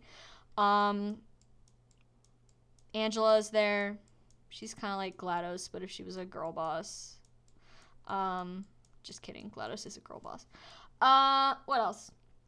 Oh, the art style is absolutely beautiful. It's much more like cohesive. They kind of got rid of that 90s, the 90s sci-fi look. But I think that's fine because it doesn't fit the new setting. They're in a library now, not in like a monster harvesting base. So I think the change in aesthetic. Down in the SCP bunker. Yeah, literally not in the SCP bunker. Yeah, I think Library of Ruin is a great game. I'm gonna put it above Lobotomy Corporation just because it does have that extra level of polish, and the plot. It's like Lobotomy Corporation absolutely has a plot. Takes you a fucking second to get there though, just because of how much resetting you have to do, and each character, instead of having like an overall plot, which there is a little bit of, you really have to slog through every single character's like backstory and personal quest before you can reach like the actual meat of the main plot, and by that point many hours of gameplay have gone by, whereas Library of Ruin, it was much more linear. You just play the game, plot presents itself. You know, it's easier to digest while not losing any of that like weird esoteric SCP biblical Evangelion bullshit that we all know and love. I'm not gonna put it above Rain World because yeah, I don't think it deserves to be above Rain World, but It's so good. Please play Library of Runa and Lobotomy Corporation. They're so good. Anyways, what's Soko Loco Deluxe? I assume it's just as hardcore. No. It is a tiny. You've seen this. I think we've had before. Oh, sorry. Games on One here. second. One more thing about Lobocorp and God. Library of Runa. Stan Chesed. What a guy. Anyways, go on. Oh yeah, I forgot that they're all named after fucking Sephiroths. Yeah. Chesed's my favorite. Sad wet guy. What if a guy was sad and wet? Anyways. I thought you said sad white guy. I mean, was he's like, also oh, white. is he? So, sad wet white guy. Alright, Chebby, go on. What's happening in Sockland? Okay. Yeah. This is a mini puzzle game where you're in a toy box. You are in a toy box with a bunch of toy train pieces, and you have to build little functional lines that carry like wheat and wood and stuff around on trains, so you can build more trains. It's a very simple puzzle game. It's all right. I don't know that I finished it.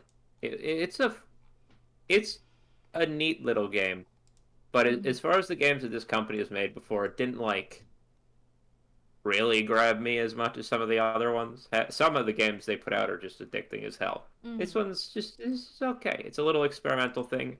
It doesn't cost more than like rarely make a game that costs more than like $10. It's usually around like $2 tops for these things. So I don't know about this one specifically, but it's like not much of a game, but it's a cheap game. So whatever. And it's cute. It goes in like. I like that company's art style. I think their art style is really Yeah, good. it probably goes around where the ocean whatever thing is. Wide ocean. Above or below? Well, I don't know. Probably it could be arbitrary. Honestly, Okay. it's. I'm gonna put it below, just because I think Wide Ocean Big Jacket does have the Yeah, advantage of I having think a that's story. That's deserved. Okay. Quiet as a Stone is kind of a interesting little project. I played it for only one night, but I did have a lot of fun with it.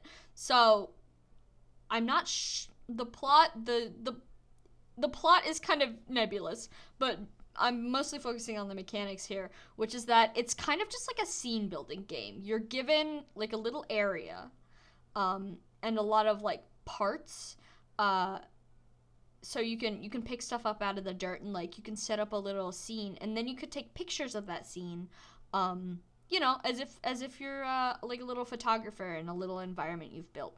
And I think it was like really relaxing. I spent the entire time making altars to scary gods. But yeah, I think it's simple, it's fun, it's a nice way to spend a relaxing couple of hours. The like ambient music was really nice, and it's got like a lot of cool like filter settings once you get to the photograph part. And it really lets you like crawl around inside your scene and take some pretty cool screenshots. I think I uploaded all mine to Steam, and they all came out really nice. So I'm gonna give this game a low A. I'm gonna put it above Mini Metro, because I think it doesn't have any flaws. It's not like a game with a goal, but like it's a nice thing to just experience for a little bit. I think it's relatively flaw free as far as that goes. Xenoblade Chronicles Definitive Edition. It's a big fucking game. This is the first game I played this year, I believe. It is an RPG. It is a JRPG in the purest of forms. I played the Switch version, obviously. Maybe 100 hours or so on it. I did not 100% it. I did not even get close. I would not even qualify myself as being in the like 60% range of content. I liked the plot. I thought the ending was batshit insane. I loved it. I love Alvis. He's my little funny guy. I enjoyed sitting around listening to Andrew having Andrew send me DMs like, oh, I remember how this game ends. Don't tell Sam, she'll love it. Yeah, And you're going like, I because love the plot twist of this game. I thought that was awesome. The first half of the game is kind of like whatever. I'm on an adventure with my plucky young friends, and the end of the game you're like, shit has hit thy fan, which I really Xenoblade yeah. Chronicles. Yeah, for real. She wasn't lying. Those Xenoblades can chronicle. Yeah, it's very good. The art style, I think the old art style, I think people suffer from a bit of nostalgia when talking about the original versions of the game, because let's be honest, the PS2 Wii version, whatever it was on, it's ugly as sin. It had personality. I will give it that. But everyone looks like shit. Design. I think. No. The designs are beautiful. The designs are beautiful, and I'm glad they preserved those designs for the remake, which is great. That's what you want from a remake. You just want it to be a better looking version of the first version. But I think a lot of people are like, they took the personality out of the game. No, they just gave everyone more polygons. Like it's always been anime. And giant breasts. Well, they had that in the first game too. They just didn't have as many polygons. No, you don't get it. Yeah. You don't get it. Massive titties. I really the high end. I've been thinking about like high Entia brain wings, like bird people. I have a lot of thoughts on the bird people. I love the people, and I love the robot people. There's a lot of cool like fantasy races in this game. I like Ricky, father of how many. He's drastically in debt. He looks like a sock with a face drawn on the front. Best character, 99 out of 99. But it's just so long. It's such a long game. I'm gonna put this at the top of A tier. It's fun. I enjoyed it. The combat wasn't my favorite. It's kind of like whack-a-mole. It's literally just whack-a-mole, the JRPG, as far as button mashing goes.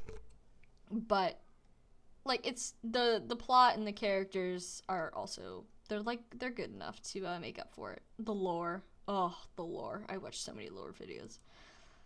Anyways, what's Plants vs. Zombies? Why is this here? Did you play this, Andrew? I did. I was getting nostalgic for bus rides playing PvZ2 ages ago. And I was like, you know what? I'm going to download the original PvZ. Now, this might be here for me to piss on some companies a little bit. Go off. Forewarning. No, slay. There's a few more like that this year, which, but this game, so you can't get just the one-time purchase version of Plants vs. Zombies basically anywhere, as far as I can tell. Maybe if someone's got like a DVD or CD or whatever the fuck lying around somewhere, you can. But the only version available on most platforms, in my case Android, was just like the new version they have, which is the original game, but with more in-game currency added. And ads. And so I can tolerate ads in a mobile game, honestly, at times. It depends on the game. But the ones in this game are particularly egregious. It feels like browsing like a weird piracy site, except it's just fucking PvZ. And great game, but just like the shit surrounding the like ad experience of it was a little weird and like bad. And eventually I was like, you know what? I like PvZ. This system sucks. This like ad thing sucks. I'll just fucking pay to get rid of it because like, you know, you pay to remove the ads and it's I don't honestly like if a game has ads but you could just pay to get rid of like that's fine, right? Like that's not a huge deal at the end of the day, right? Because like my dear friend, if it's like a one-time thing, that's not a big deal. I agree with you, but it sounds like Cheppy has opinions. Oh, my dear friend Annika. So yes. I pay, it's like $5-10 or something, which is like, yeah, you're basically paying for the game. Paid the money for it through Google Play, whatever. Restarted, didn't have any ads at night. Went to bed. The next evening, opened up PVZ on my phone, loaded into a level, and it ran a whole fucking video ad. And I was like, what the fuck? And I looked through it. I did the refresh purchases thing. As far as I can tell, the purchases that they have about like their ad system, this game, by keep in mind, is fucking ancient now. Like they're working on different ones. This one's like probably basically just like barely. They don't update this shit. It on Android at least. That fucking button doesn't work. It fucking eats your coin like a bad vending machine. It just like fucking takes your money. I had to go to Google and get them to like revoke the payment on the grounds of like this literally doesn't work. And I before doing that, I checked to see is there a button that has to be pressed, which still sucks. There's a fair number of people who just talk about this on like Reddit and shit. Like it just does this. It just doesn't apparently. work. It appears to you know when you can feel like a system was forced into a game haphazardly later down the line, because PvZ2 had ads, but it never felt like it was breaking at the seams because of them. It felt shitty, but not like broken. It feel PvZ 1 in the modern day feels a bit ricketier than it did back in the day, and I think it feels like they shoved in like their ad system and like microtransaction system haphazardly, and I don't know that it works, or if there's something I'm missing, it's enough of a problem that I was missing it. Like it's not great. I was like, I haven't played it. I think I just I revoked the payment, and I don't know if I uninstalled it or not. But I put it on the list because I played it through. I've never actually played through the first one. Interested. Like I said, I played 2 growing up. Because that shit's fucking free, yo. But I was playing through it, and it's good game. Fun levels, like fun game modes and whatever. There's a daily challenge something that had some sort of pass structure, and I just sort of didn't touch that shit. I didn't want to know whether I had to pay for it or not. But it was not... It was like a good game that is clearly like the game that was famous, Plant vs. Zombies, but it's like it's got this weird growth on its face, and it's like, yeah, and the growth has like eyes and is blinking at you. It's like, what's going on? This is a little weird. This is... What are we thinking then? Honestly, I think it goes like low C. Low C. Is it better or worse than the MOBA? Oh, I'd rather play the MOBA. Yeah. Whoa. At least Heroes of the Storm doesn't eat your money and then give you nothing for it. Yeah, no, because it's like... I mean, garbage. Here's the thing, right? Want, but like... If you're cracking open some fucking random garbage, right? Like some fucking random sketchy site, and it doesn't... something about it doesn't work. Fucking... My brother in Christ, you're the one trying to fucking play a game on, like, Pornhub or whatever. You know, it's like, fuck, no. But, like, I was like, I'll play the first PvZ, the famous old game PvZ. And it was like, broken storefront.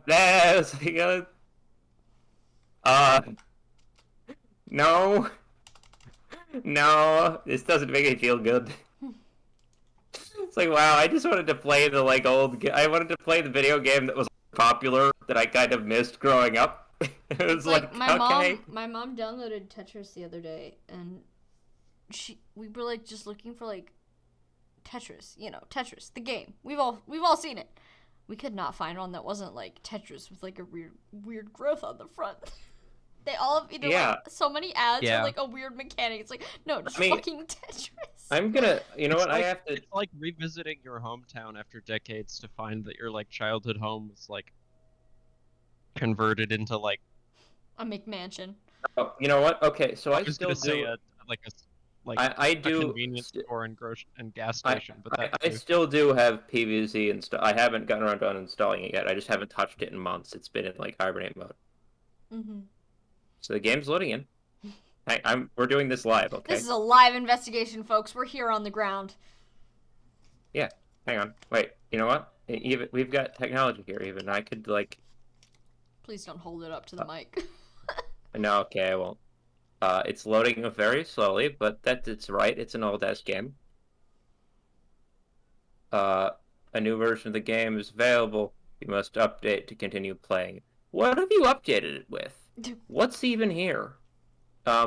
Okay, why don't Behind we the move on to the next game then while you update Plants vs. Zombies? How's Prison Architect? oh, so I think the reason I put this here is because obviously I've been playing this for years, but they did a few expansions this year. Let me check. I wrote them down on the list. Oh, okay. There were like 3 expansion releases this year. Perfect Storm, Gangs, and Free for Life. Uh, Perfect Storm is cool. Uh, Free for Life, and Perfect Storm are cool. Uh, Gangs is a little more middling. So God, this is kind of just this year's games list has a lot of drudging up long-standing games and talking about shit wrong with them. Mm-hmm. It's not that President Architect is not going to get nearly as much flack as some of the other ones before did, though. So it's um. So for a while, the game's been. I don't remember whether Paradox purchased it or something, but they've been doing pretty regular DLC packs a few times a year. And as far as DLC packs go,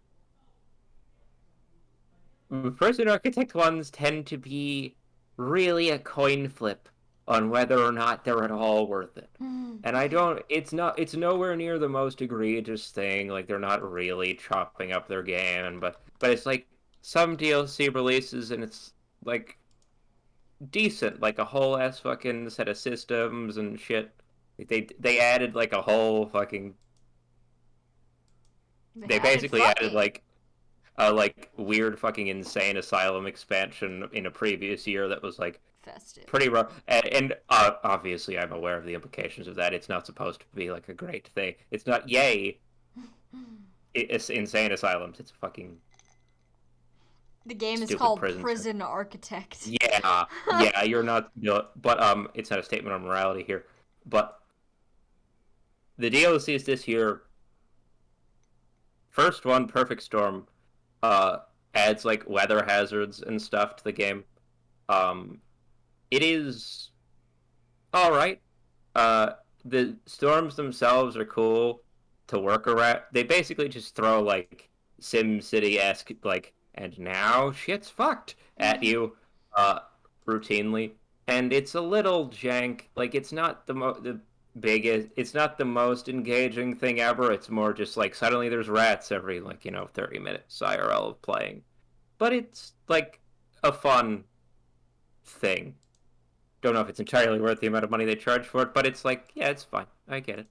Um, the gangs one, I can't fucking remember. I put it on this list. I can't fucking remember what was in the gangs thing. There have been gangs in Prison Architect as a system for years. I don't know what this did. I don't remember. Was this a free one? Did I buy this in a pack? I actually can't tell you right now. And I knew when I put it on this list. Mm-hmm. I think it did it added reputations to, like it added features to the gang system, but I can't tell you what they are. So Okay. and then Free for Life was like an expansion dedicated to like reform systems and like actually doing the whole for once they're like, what if we did a DLC that was about trying to do a prison system morally and like rehabilitating instead of creating a weird like Mm-hmm. horrible, evil like lockbox to put a bunch of little simulated men inside. Mm-hmm. Um, it's cool stuff. Uh, it's so the thing about Prison Architect, right, is what was the game that Otacua? This game is going to go. I can tell you exactly where this game is going to go. It is going to go exactly where City Skylines is. Maybe to the right of it, maybe to the left. I don't care. Maybe City's to the left of it. Because no, I say it's that Oh, you had it right cities the to the first left. Okay. time. So the thing is, right? Cool game. The DLC expansions this year were all right. Some of them more worth it than others. It's still a jank-ass game. It's like kind of broken in a lot of ways. They didn't like just shatter it into a million pieces like they did with Cities, according to Audica. But it's like, ooh, I had some like crash it. I tried to play. I played multiplayer with some friends this year. It was a fun time. It did crash the first 3 times we opened it though Oh instantly. But no. you know, it's one of those things where like it's a clunky, originally indie simulator game inspired by Dwarf Fortress. It's like it's jank. It's fun, but God, it's like still a little broken, and I don't going to be good, entirely unbroken. But Mm-hmm. that's fine. It's fun. I've dedicated an unholy amount of hours to it. It's valid. I love you, Prison Architect. Anyway. B. He's professing his love Oh, to a B tier game, guys. yeah. Anyways, Oh Among God. Us. S Mungus, tier. Yeah. Among Us No. is a good game. they So fucking they do have more technical difficulties now, which is a recurring theme here. But I don't care. It goes It's. up there. It's got the stupid bean men. I didn't. I'll be real. I didn't play. I've played Among Us once, and the 5 hours I played Among Us was some of the most fun 5 hours I've had playing a video game in my entire life. It's just a fun game, especially with friends. Hugs, my beloved friends. Hell Like, yeah. it's just good. It's just good. And also, my little Among Us plushie is named Landmine, and I like him. He's my friend. Yeah, I have nothing more to say about Among Us. It's a banger. It's they popped off with this one. Anyways, who wants to talk about Stardew Valley? Who played this? Was I the one who put that here, or was that I on don't a... fucking know. I don't think I ended up playing it this year. I played it quite a bit last year. Stardew I Valley's don't... good. Stardew It Valley's is an A good. tier game. Maybe It even S is... tier, honestly. Like, I'm not 100% certain why it's on this Oh, list. that But like, was me. You know what? It was me. Because I was trying to do... I was working toward... The thing is, with Stardew Valley, I've never actually completed that game, and every time I play it, I inch closer and closer. And I have this long running one that I haven't touched in a few months, but I am actually approaching completing the 3 year cycle, whatever. It's happening. Mm-hmm. Uh, it kind of gets a freebie. It's just having played past like the bit that my ADHD like keeled over and died for. Finally, like the just sort of early mid grindy bit where we're just sort of running around doing the same shit every day. Mm-hmm. No, it's just good, but we all knew that. It goes in like low S or high A, probably like Concerned more. Ape will always be better than Bored Ape. Mm-hmm. This is true, and for that pun, I solidify it as an S tier game. Uh, Also the guy who made it, he made it single-handedly, and he's also hot. well, single-handedly, not entirely, but yeah. We're putting Okay. all our biases out this time, It's baby. it's his thing. Like, Mhm. it's an indie game. Yeah. Like, it's this guy's game. I get that, obviously, like, it didn't, like, spring fully formed out of his head like Athena. Like, As you this do. is this man's vision. It's his. And his It's his. visions. It's his baby. The baby. Yeah, I agree. I've never played Stardew Valley, but enough people have told me You about should stuff. play it sometime. I cannot stand farming simulators. I will be honest. I think they're the most boring fucking thing ever. Play Unless it's multiplayer with game us. the really is hit about ice the pick game. lodge game, The Void. Play multiplayer with us. I don't want to farm. You can just run around and sexualize middle-aged men. Like, you don't have to. Whoa! You don't have to do the farm. Also, yeah, the Void is a farming simulator. Also, I've looked at the NPCs and I was not interested. I will be honest. Yeah, I haven't played it, but I recognize that it is kind of a landmark game, so it can hang out in S tier next to Landmine here. So let's talk about the best game of the year. A game which the Steam reviews said, just like Elden Ring, maybe better. Woodle Tree 2 Deluxe. Oh, deluxe. I assume it's supposed to be pronounced Woodle, as in, he's made of wood, but I think his name is Woodle. And I love him. I made a little clay version that lives on my shelf. He's watching. I think they should make a spin-off called like Woodle Pro Skater. I think they should put him in Smash Bros. God, yes. I think they should let Woodle kill. I finished. This is a children's 3D platforming game. And when I say children's, I mean it's like for little tiny children, because not a single enemy in this game took even the tiniest bit of thought to get rid of. And trust me, I'm bad at video games. But the little noises he makes when he jumps around on stuff. Also, you can fudge this game so easy because you could like infinitely jump up the side of objects. I got up so many things in unintended ways this way. Just scaling mountains instead of going up the intended way. But it doesn't matter because I love Woodle. I love the shape of the beast. There's so many critters. It's a collectathon, so there's lots of stuff everywhere. I did not collect all of everything because I had things to do. But yeah, he's so fucking shaped. It's genuinely like, for a game made by like less than 10 people, it's flawless. No notes. Woodle. Only Woodle. I'm gonna put Woodle right under Octopath Traveler.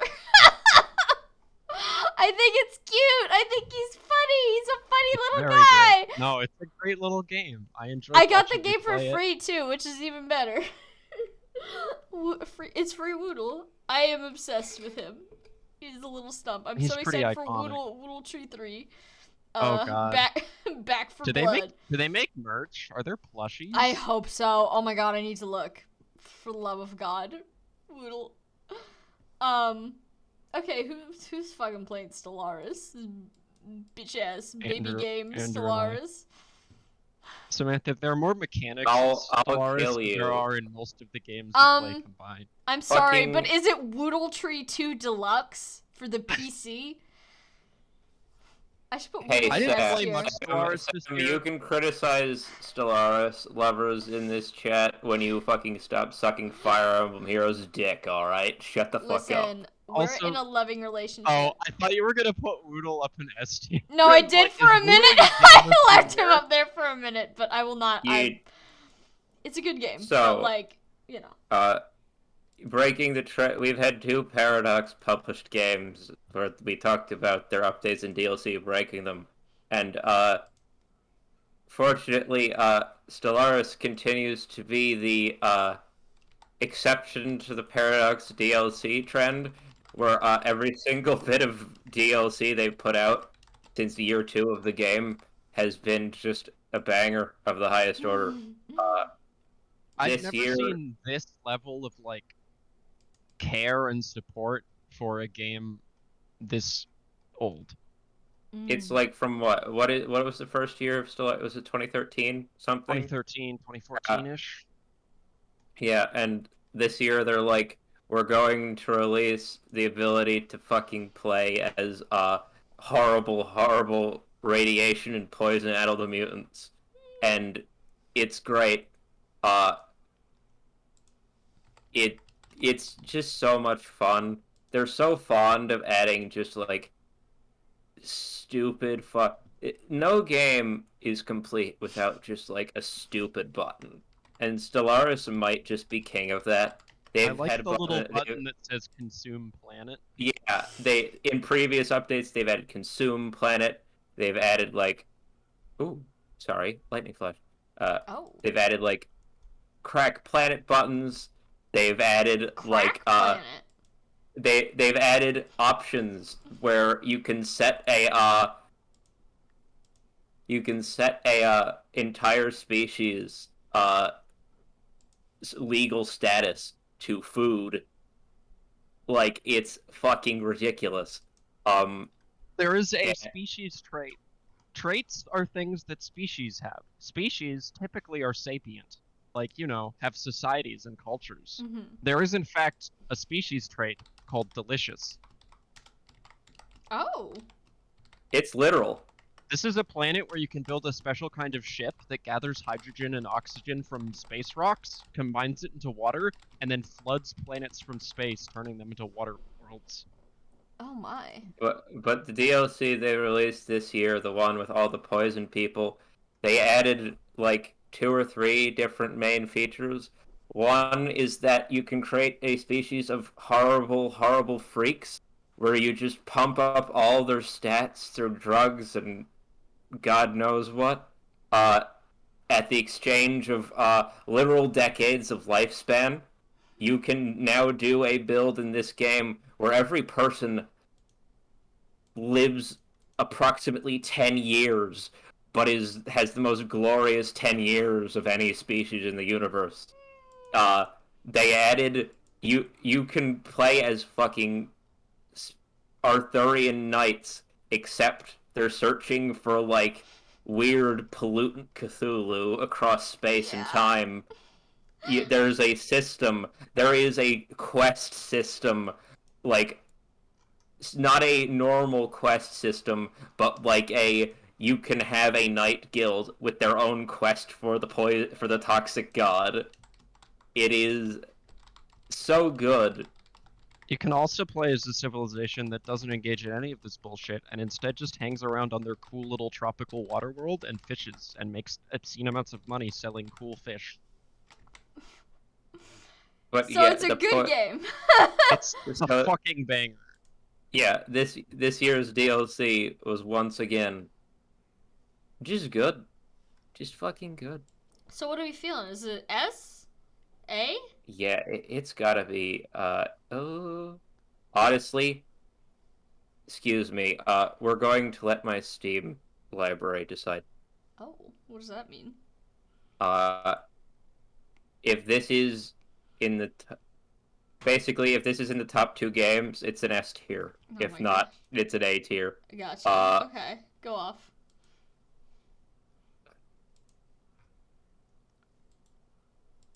it is my number two most played game. 367 S hours. tier. Alright, we're in S tier. Yep. I'd say between Among Us and I'm gonna put it above Wow. Lobotomy Corporation, just because Yes. the amount of dedication that it seems this game has been given to it. Actually, you know what? I'm even gonna put it above Library of Ruina. I cannot fucking stand strategy games, but like, I have eyes. I know when a game is doing well.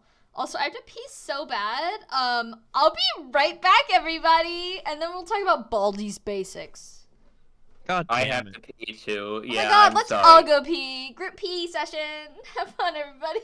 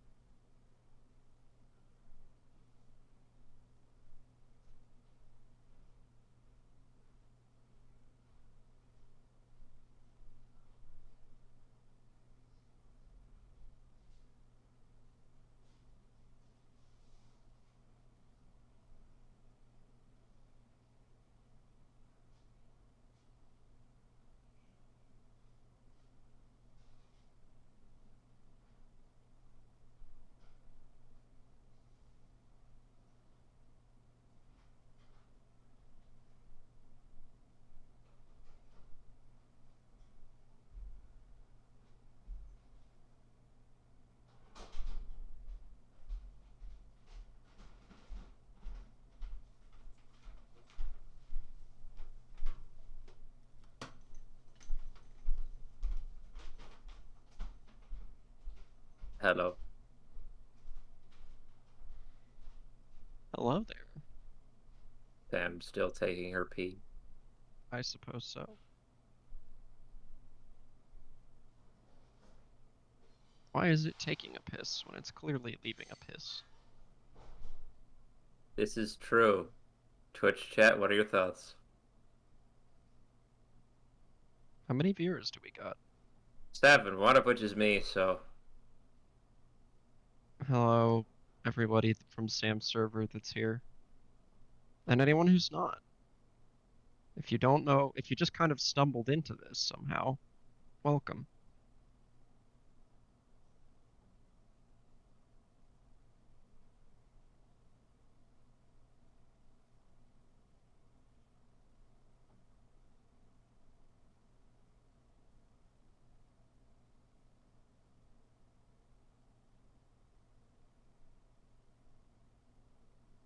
we are background noise in Tiamat Slime Rancher. That makes perfect sense. We slimin'.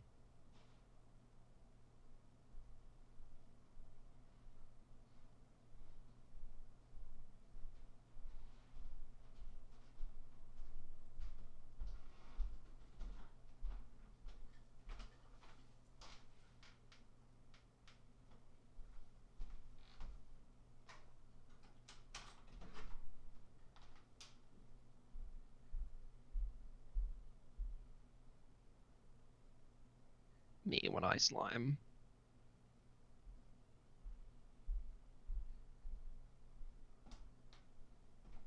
Hmm.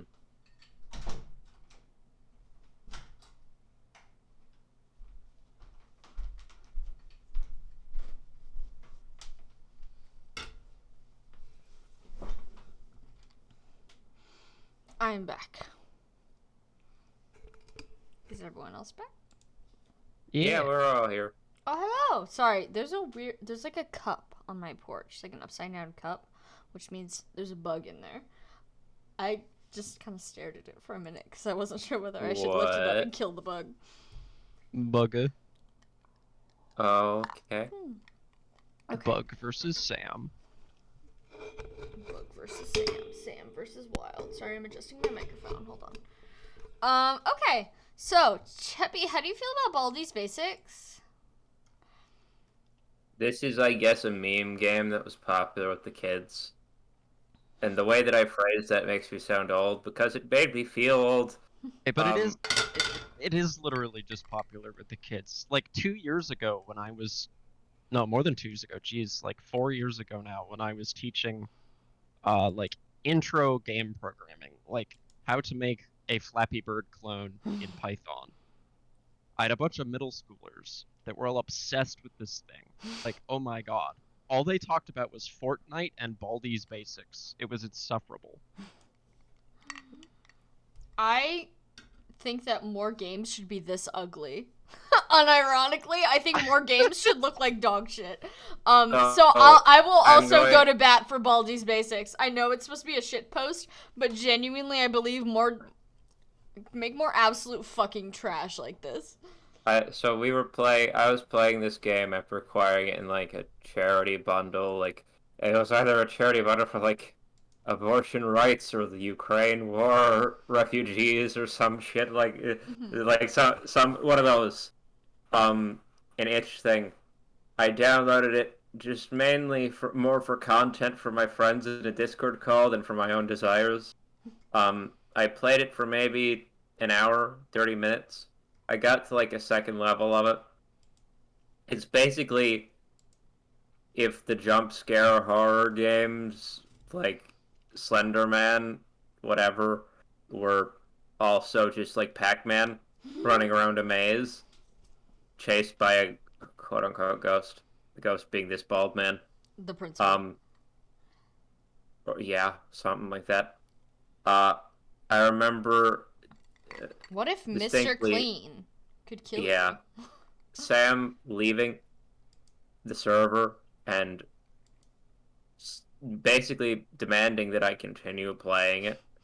And then she left, and I played for 5 more minutes, and sadly, just sort of alone in a cold, Annika said, I don't want to fucking play this shit anymore. It Sucks. intrigues me. It's so hideous. Like, It is intriguing, I admit, in how shit it, right? Like, there's a part of me that respects this game's existence. Like, I don't hate this game by any means. I think it's very funny that it exists. Would I play it?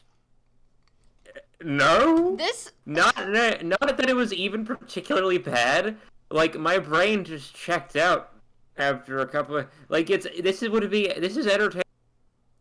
The this game. Markipliers Okay, of you the know world. why? You know why I like this game so much? Oh fuck. Okay. You know how like this is like a quote unquote kids horror game, right? And I could be totally wrong about this, but I don't think I've ever seen a piece of merch for Baldi's Basics. Kids horror games nowadays, I see those like Fuzzy Wuzzy. No, wait, what's his fucking name? Huggy Wuggy. And like Oh, Five God. Nights at Freddy's, I see a bajillion of those little Okay, bitches the in Five every Nights mall at Freddy's- kiosk. The thing with Five Nights at Freddy's is, yeah, it's like No, kind of I a know. meme. Like, It's kind of like also before. actually like reasonably well thought out. No, in a way. I know, but it has been merged to hell and back. This Oh, is a genuinely shitty piece of software that children love that I have not seen monetized into oblivion. I have checked their website. They do have merch, but I had to check their website to Yeah, find their no, merch. exactly. Like, I love how this is, to me, this is, you know, that meme of Sonic and he's laying on the ground. He's like, I want worse games that look bad and are made by developers that are paid more. That's what Baldi's Basics is like the epitome of that to me. Like, obviously, whoever made this made some fucking money. But, like, I don't know who they are, and the game looks like dog shit. And I respect that. Literally, like, this game to me is like, man, It's one of those nature's games where beautiful.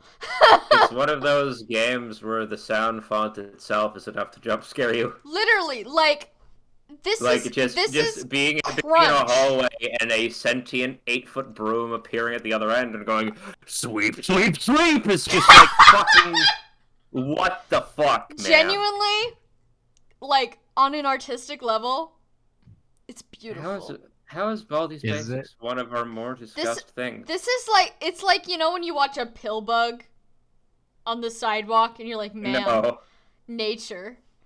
no. That's what Baldi's Basics Actually, is to me. there's so many metaphors you could have gone for. You know, That you one know, makes no you sense. know when you watch a worm and it gets picked up by a bird, and then only half of it is left, but that half is still wiggling. That's Baldi's Basics to me. Okay, we're going further and further from a metaphor that makes sense. Like we're getting It's more a abstract. it's a wiggly worm. You were like completely understandable in your feelings earlier, and it's getting less and less coherent. No. What's happening? I'm right. What tier? Where does this go? This is I won't let you put it lower than C. I'm sorry. then C it is. Right at the end of C. I think that it's like, it's not a good game, but it is a great game, you know? That makes sense. Alright, what is this? Hog? Nidhogg 2! Oh. This game crept in to this game like absolutely just snuck in at the last possible second because it was the thing my cousin Noah and I played on our family Christmas Eve party when everything was winding down and all the parents were going off to watch like football or some shit. I don't know. I assume it was football. Winter. Probably football. Nidhogg 2 sequel, shockingly, to the amazing low poly fighting game. Nidhogg. Real shocker there. You really hyped that one up for a second. Nidhogg. Nidhogg was immensely popular. It was an absolute banger of a hit for a while in high school, our high school time. The original Nidhogg was great. It was basically, there was a yellow dude and an orange dude, and they had fencing sabers, and you stab, you run from screen to screen, stabbing each other, trying to be the first one who's allowed to get past and fling themselves into the mouth of a giant worm. Ah. The proverbial Nidhogg, the titular Nidhogg. The Nidhogg titular 2. Nidhogg. That's my stripper Nidhogg name. 2. No. Yeah, that tracks. The nidular tit hog. No! Ooh, yeah. Like that less. I like that less. But we That just was lost the a goal. we just lost a viewer. Hilarious. No! Oh wow. But Nidhogg 2 does make. It's one of those things where the first game was a very simple indie game, and adding shit to like a very simple concept can fuck it up. And I know some people didn't like Nidhogg 2 as much. I like Nidhogg 2. So the mechanical change is that there's now 4 weapons instead of you have a fencing saber, you have a tiny little shit knife, like stabby in the back alley level of knife, like barely a fucking little diamond shape stuck on a hilt. Graphically, there's a giant broadsword that only swings in big old arc hits, and then a bow and arrow, which is hilarious for being able to kill people from across an entire map. Like, you fire an arrow, and then your friend dies like 5 minutes later because they've been moving down the map, and the arrow has also been. It's deep. You rotate through the weapons as you die. You stab each other. And the graphics in this game, you like grotesque men, Sam? They decided that instead of doing just like a Atari style like orange and yellow dude, they were just going to have weird totally accurate battle games, and they're like weird squishy men.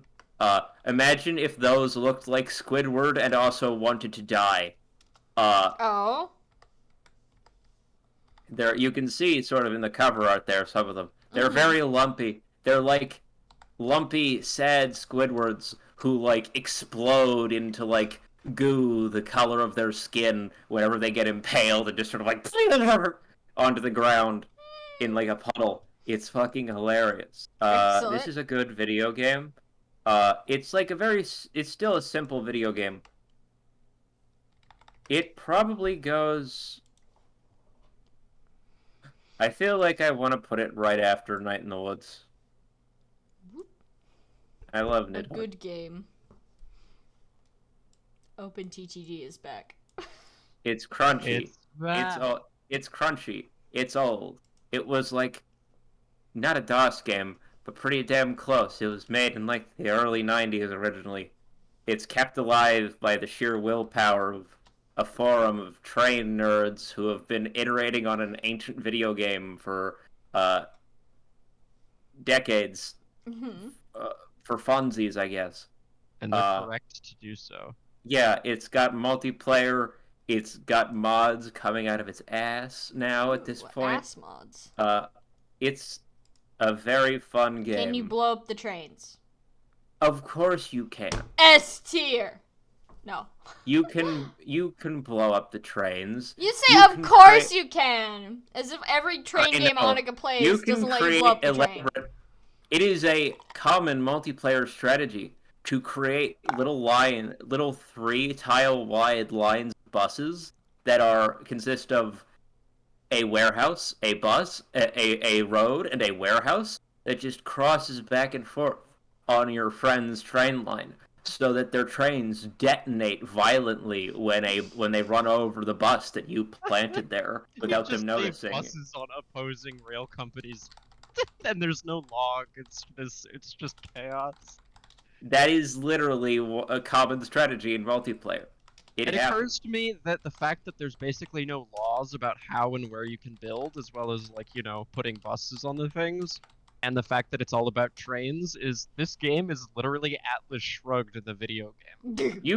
There are systems, modded and otherwise, where you can buy out the rights to build somewhere, or buy out land or whatever.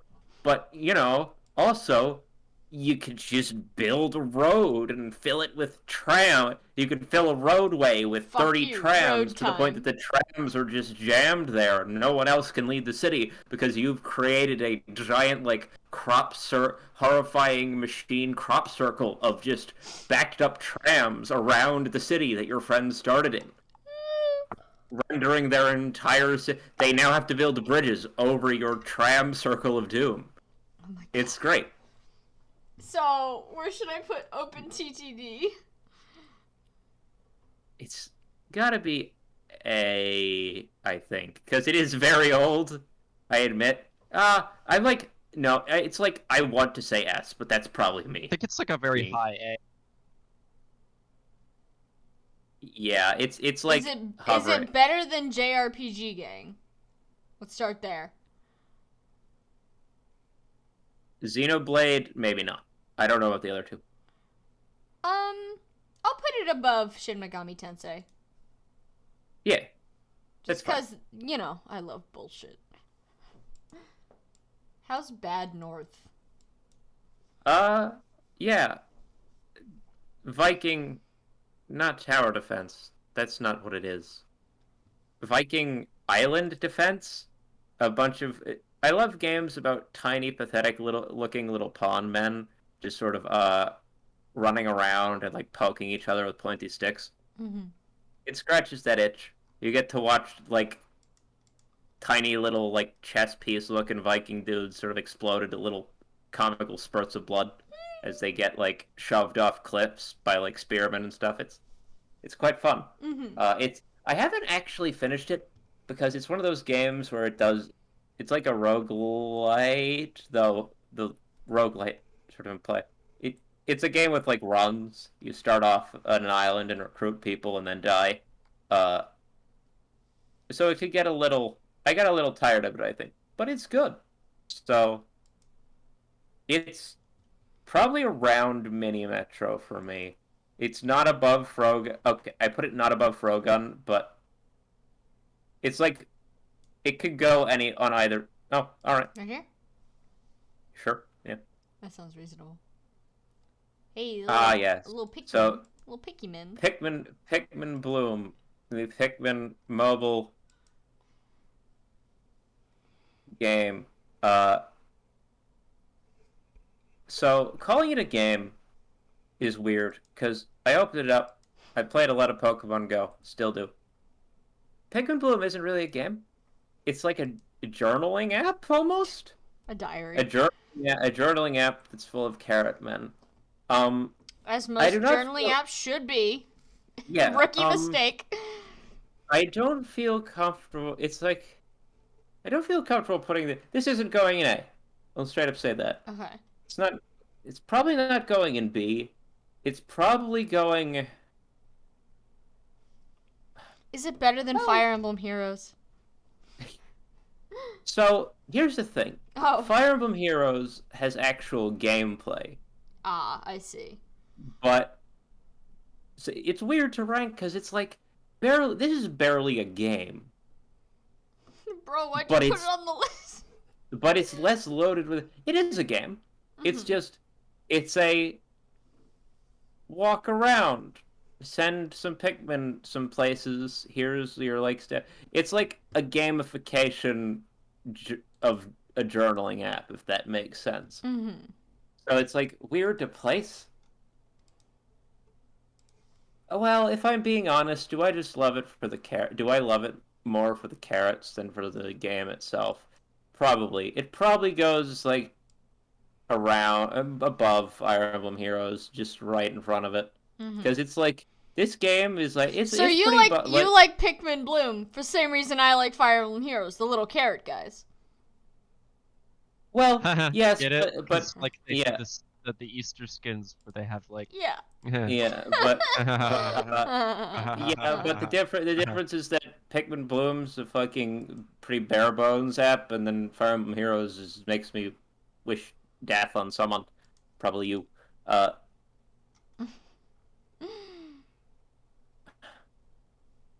Oh god, the Pokemon back to back.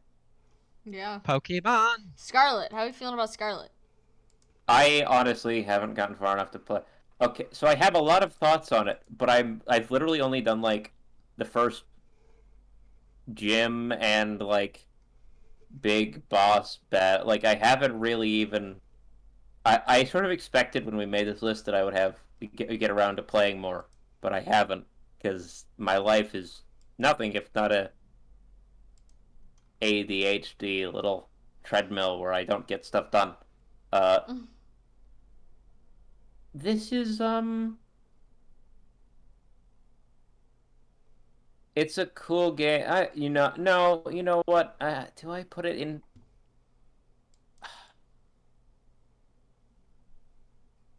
No, this is gonna have to go and didn't play long enough. Okay, that's fair. It, We can always return to it next year. yeah, I think because the bulk of it, I think the bulk of the gameplay will have been this year. I hope.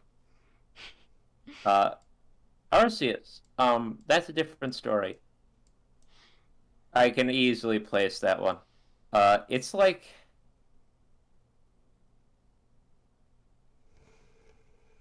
I probably put it um a, around where bad, no, maybe below Frogun, above Frogun, something like that. Um, Mhm.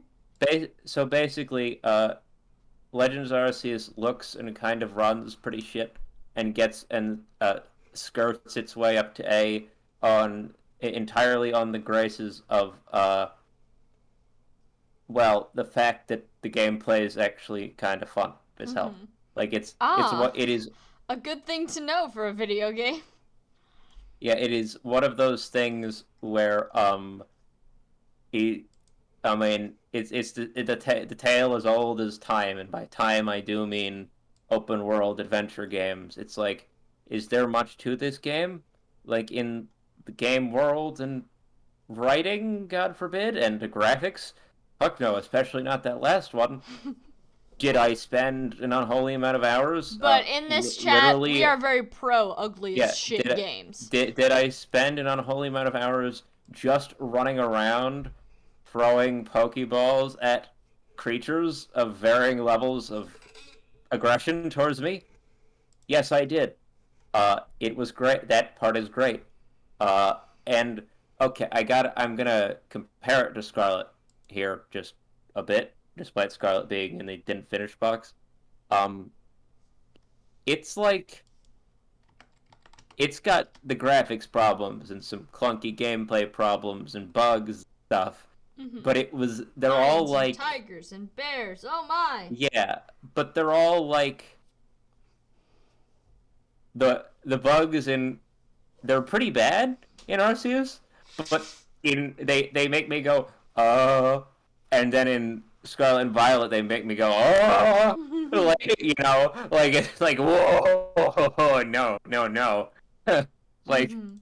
it feels like Arceus feels like attempt one we fucked some shit up, and Scarlet and Violet feels like attempt two we wait what the fuck. Whoa. I see, I see. So it's good game with flaws. Deeply flawed, but like just it's one of those things where moving around the world and throwing pokeballs at stuff is fun as fuck in a way. In sometimes you just hit on a game system that invalidates however shitty entire swaths of your game will be. And I know a lot of people were also horny for the old men, so that's always a pro. They were indeed horny for the old men, but Arceus, like, basically, they hit on, like, a few things that were solid gold, and a bunch of the game is shit. But it's, like, so solid gold that it's, like, it doesn't detract. And it doesn't detract at all. It's not menu wrapping or anything you have to go through to, like, get to the experience, like, which is... Because if we were talking about a good experience, lifting a game up, Fire Emblem Heroes would be higher. No. It like basically this like it's you don't even have to fuck with anything that's annoying about the game. It's just like go fucking sit in the woods and throw like acorns at gerbils. Gotta catch them all. Alright. Yeah. Polytopia. Battle for Polytopia? Yeah, okay. So this is Elon Musk, Elon Musk, Elon Musk. Okay, well we can do the Elon Musk meme explanation in a bit. Uh, but apparently he has a weird fixation with this game that made it sound like sexual or something. It's not. It's just he weirdly He went on is a whole thing about saying how it's so much better than chess for some reason. It's like, it's Yeah. I don't know about that one. It's just a strategy. But basically, Polytopia. I didn't start playing it this year. This is here specifically because of an expansion thing I purchased this year.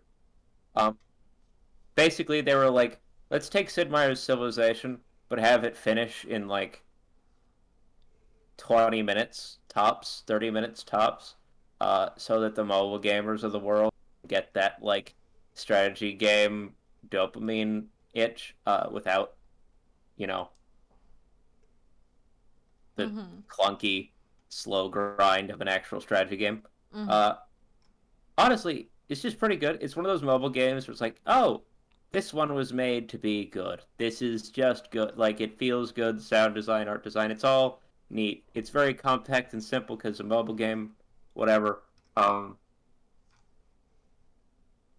So the way that their monetization works, I think the PC version comes with a baseline and there's DLC, but the mobile one is like you start off with a few options of tribes or whatever they're called, and you can buy each one of them for like varying $2 to $5. They gotta make money. It's like basically buying like a $60 game when you add it all up. It's whatever. Mm-hmm. Um, but I purchased this year. They have some more expensive ones at the end of like the list that are like the weird fantasy ones where they charge more because they kind of built new systems for them. Mm-hmm. And there's one that's like a group of bug people, like the Savanti or Oh, something. Beeple. And it was kind of fascinating because most of the tribes just basically start with different little equipment. Like, we start with bows, we start with shield, we start with like spies and diplomacy, whatever. Um, the bug people have create like spore farms that coat the world Gross. that they can turn it like they kill things and create spores and then can grow like shrooms on anything basically uh and they also have normally there's like a giant unit that well each team has Mm-hmm. and for the bug people they replaced it with like a centipede, like the game Snake, Mm-hmm. like just Snake like moving around a grid. Mm-hmm. I've heard of it. Yes. It's yeah, the snake. We've The all seen snake. it's it. We've all seen it. it's like a giant centipede thing where every time it gets a kill, it gets another segment that follows it around, like one turn behind on movement. And so it weirdly they it's one of the more fascinating like little game design things I've seen this year, where they have a game that's basically like civilization chess standard move piece attack Mm-hmm. uh piece move again if it can, whatever. And then they have this one team that is running around now that just is like trying to like play a big old game of like or several games of Snake at once, just trying to like coil giant centipedes throughout the world, then like detonate them like bombs and like lay spores all over I like all the see. I areas they've see. it's like it's pretty cool. It's just a neat little game. It probably goes around where Prison Architect is for me. Where? Maybe above, maybe Right in the middle. below. Yeah, sure. There. All right. Yeah, it's just fun. I'm It's not gonna neat. lie. I've drank a lot of water today. I have to pee Oh my again. I'll god. be Bam right be back. pissing. I do be pissing though. She do be hydrated. I'll be right back. Away she goes. You guys can start With talking about the her. next game if you want. What is. We don't know what it I is. can't even make out. It's like two little guys in front of That, some water, I is guess. that Indecision? I don't It's know. not Because mine. that's not like the normal cover of Indecision I'm aware of. Might be Indecision, but I don't know.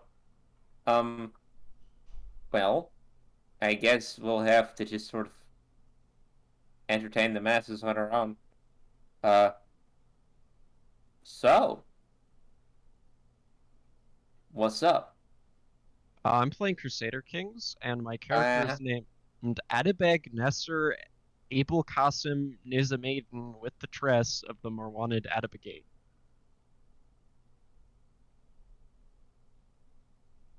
Jesus Christ. That's a name. That is a goddamn name. Yeah, apparently Kurdish traditional naming conventions involve just very long names. Lengthy.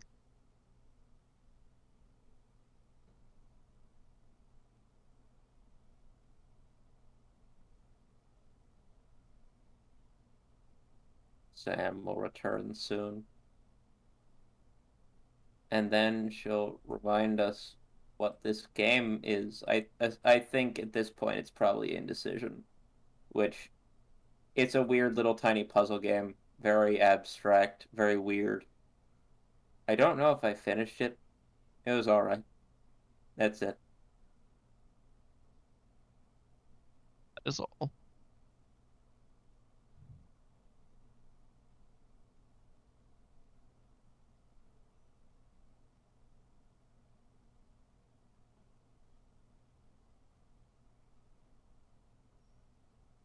Funky little game.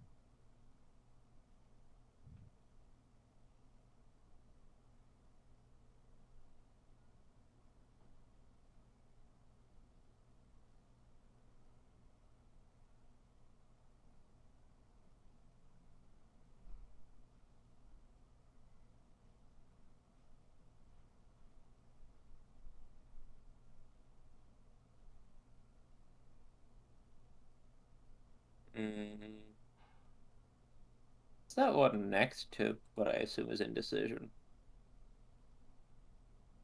It's like brown. What is that?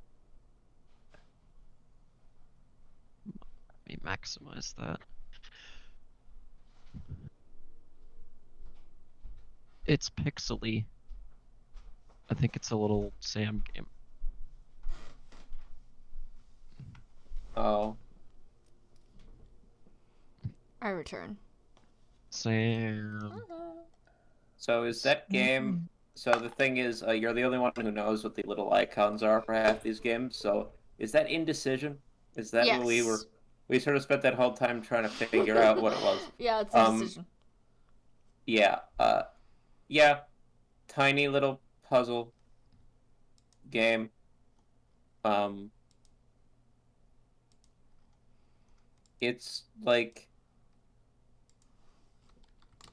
I don't know if I'm sort of waffling between it goes with like Wide Ocean, Big Jacket, or it either goes there or in Didn't Finish. It's one of those things where it's like I don't know if I finished it honestly because it's just like a weird abstract little puzzly game.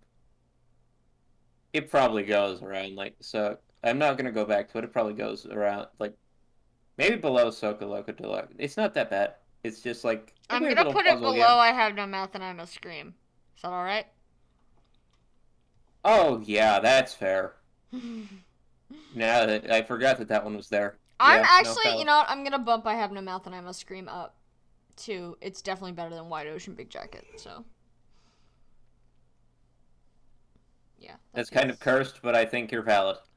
Anyway, It's. um, They're both equally impactful stories. One of them, you just get turned into a little slug guy at the end, and it turns out you ate a bunch of your coworkers. The other one, you have a touching family moment. Like, we've all been there. The what's the cannibalism next thing, game, not the Sam? touching family moment. Okay, one second, let me take a drink of water. He's So, gonna pee again. yeah, someday. So this is a game called Crypt. It's a free game on Steam. I did not finish it. And I will be putting it in did not finish. But the one thing I'd like to say is that A, it's a shitpost game, which is great. B, I actually did like the graphical style quite a bit. I like the color scheme. Oh, C, oh, wait, this is Crypt? yeah. Oh, fuck. I like I've that. watched the video. I watched the videos of the guy who made this game. Oh, Yeah? Sam, are you aware of the context for this? No. Crypt was started out life as a YouTuber, Veilfisk, I believe, doing a elaborate practical joke where he was learning Unity and made a game to test on his friends that was actually an unbeatable puzzle No, game. yeah. I was about to say. I was going through the menu at first because like I like to go through the menu and just check my settings before I play any game. That's, just a good idea to do. And I noticed there was an option to turn on the winnable state. So immediately I was like, what kind of game is this? And I would have finished it if it hadn't made my computer at like 1,000 degrees. I was playing on a laptop. Yeah. This is not an optimized piece of software. This is a literal prank game.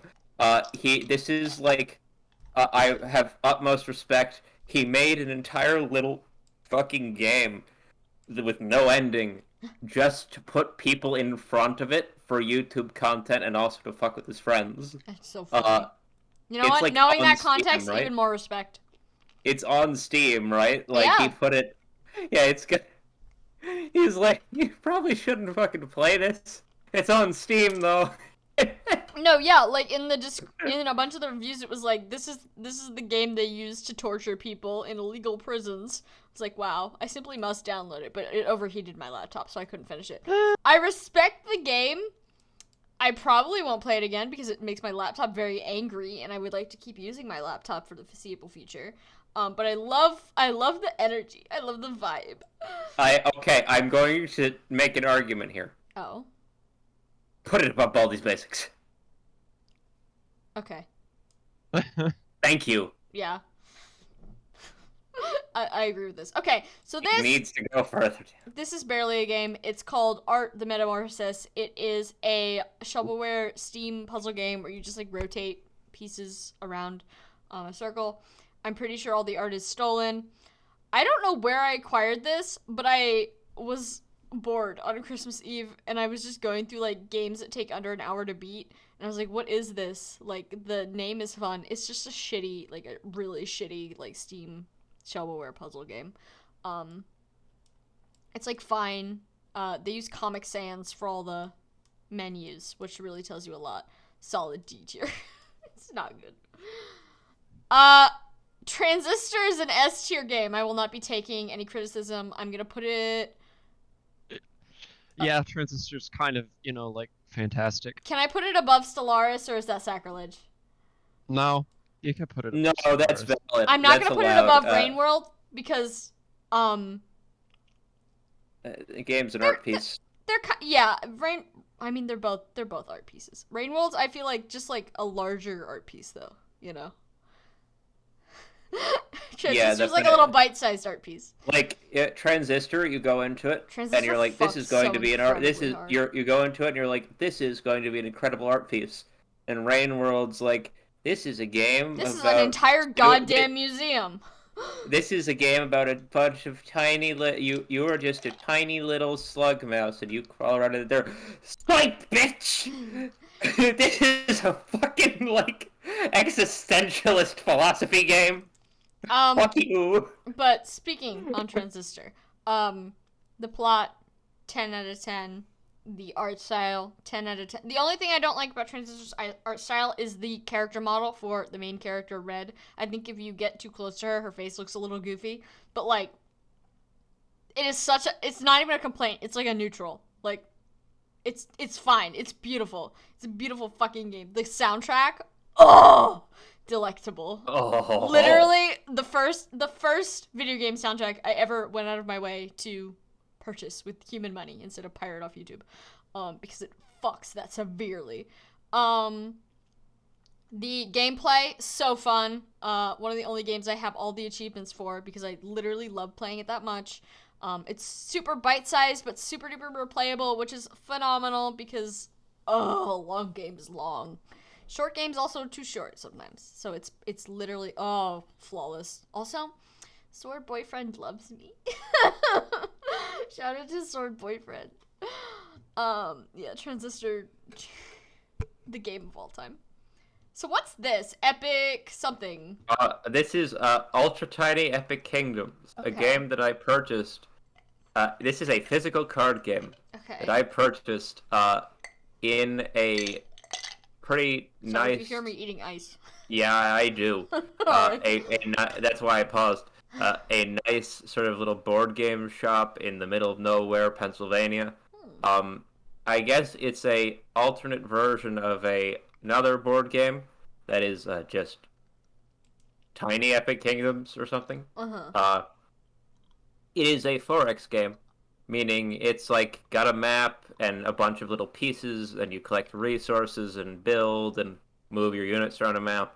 It's everything that you imagine from a Civ or Stellaris or whatever sort of genre of game. The fascinating thing that made me instantly purchase it, though, in this store, was that Ultra Tiny I believe the Tiny Epic Kingdoms is like in a box.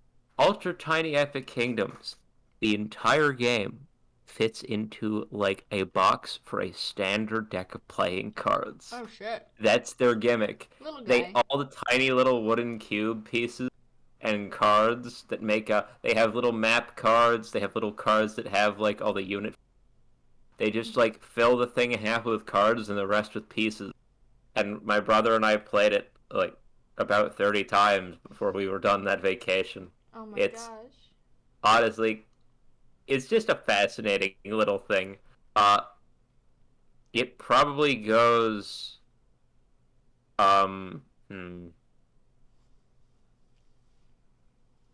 where does it go? I feel like it goes around where World Box does, maybe a bit above, maybe below.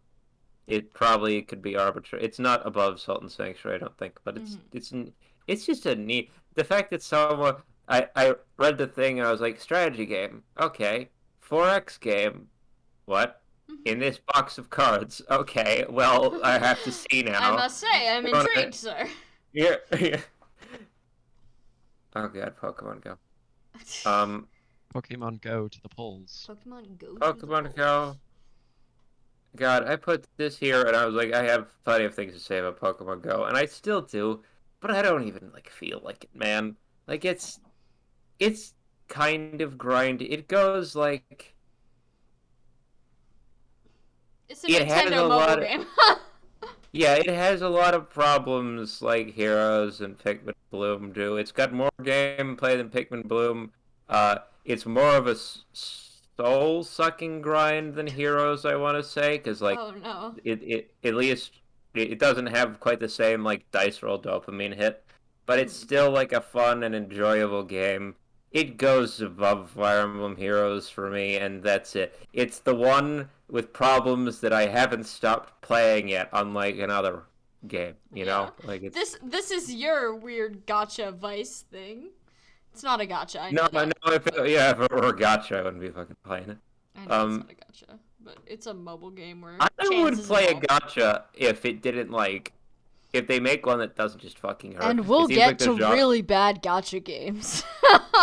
It seems like the genre is just like, geez, the strings attached are like, oh fuck. Yeah. That's kind of the point. What is this game? Bust Moss? Busted a Moss? It's called Rusted Moss.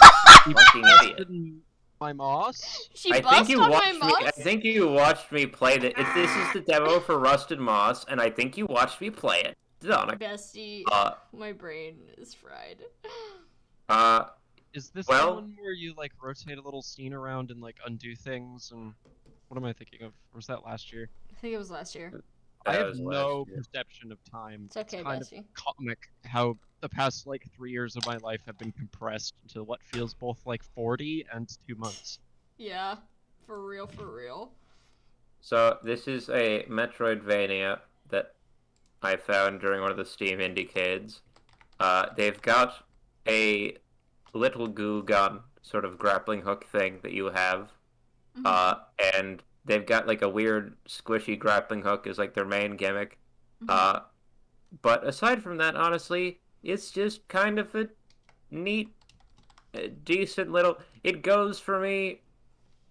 Probably in the place immediately above Frogun. Again, keep in mind this is a demo.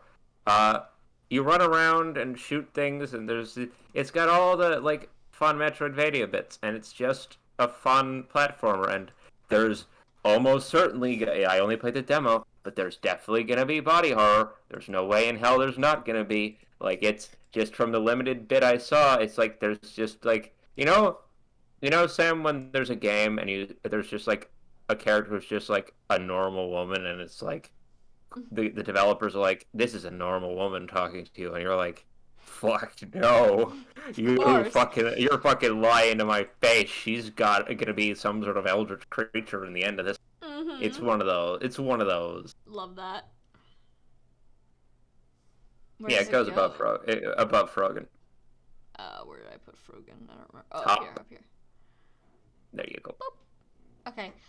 So the Wanderer is a weird. It's like a weird fucking little game. It's, I guess, like a hex, strategy RPG kind of thing. On like a hex grid. It's just strange. It feels very like unfinished. I like the art style. I think the characters are cool. The world is like completely and utterly devoid of things for the most part. And I don't mean that in like the fun Drakengard way. I mean that in like, I literally walked in one direction for about 20 real life minutes and did not find a single thing other than ground texture. It's open world, but like without any guidance whatsoever. I like the art style. I think the concept is interesting. You're like a post-apocalyptic guy making his way in the world. Making his way downtown. Make his way downtown, except you can't fucking find downtown because it's a gigantic map with no loading screens and no indication as to where to go. I'm gonna put it in D tier, but high D tier because I do like the art style. All right, what's Rerolling Knights? Oh, this is a fun one. So, I guess for disclosure purposes, there's a reason why I discovered this video game this year. This is a little indie game on itch.io. It's an auto battle. And I know about it because it was made by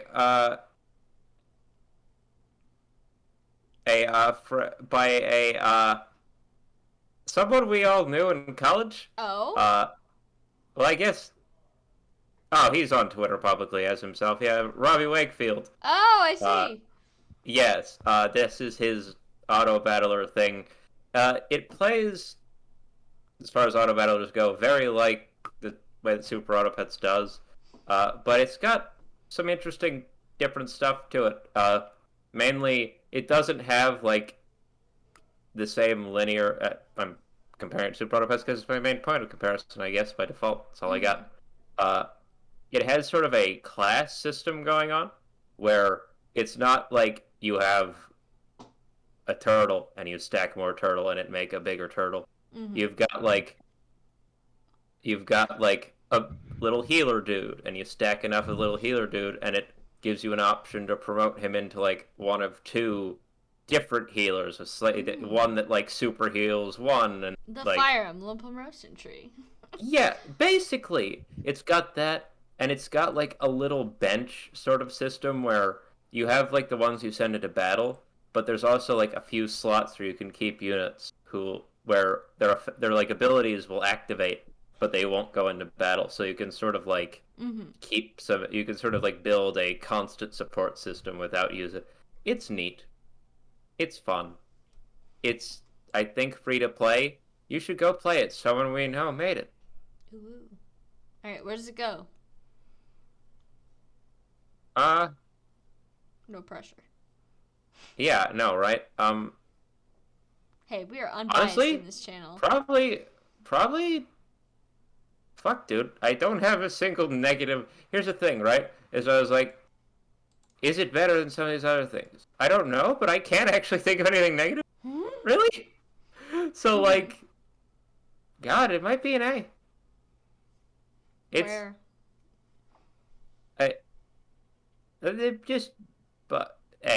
Just A somewhere. I don't know. I'll put it with the rest of the little indie. You know what? Yeah, the mini Metrosphere seems like it's about yeah. You know what? On a scale from JRPG to unfinished prototype. How good is it? It's in the little It's indie game. it's in the same general sphere as something like Mini Metro. Mm-hmm. Obviously, Yeah. slightly more indie. Okay, but, shut like, up, shut up, shut up, shut up. I need to talk about Blasphemous. Yeah. Okay, so Oh god. I'll be honest, when I first opened Blasphemous, I was like, okay, this game is going way too hard. Like, there's You so many fool. proper nouns here. Like, what the fuck is going on? Like, ease me into it a little bit. No. Fucking. There is nothing to ease into. The world is evil and needs to be punished. I love this game so much. The art bangs, the story bangs, the creature design, awesome. I'm not big on Metroidvanias. I think retreading paths is annoying, but this isn't like a huge game. It's not like a big game map. Like, it's big enough to explore, but not big enough to be annoying.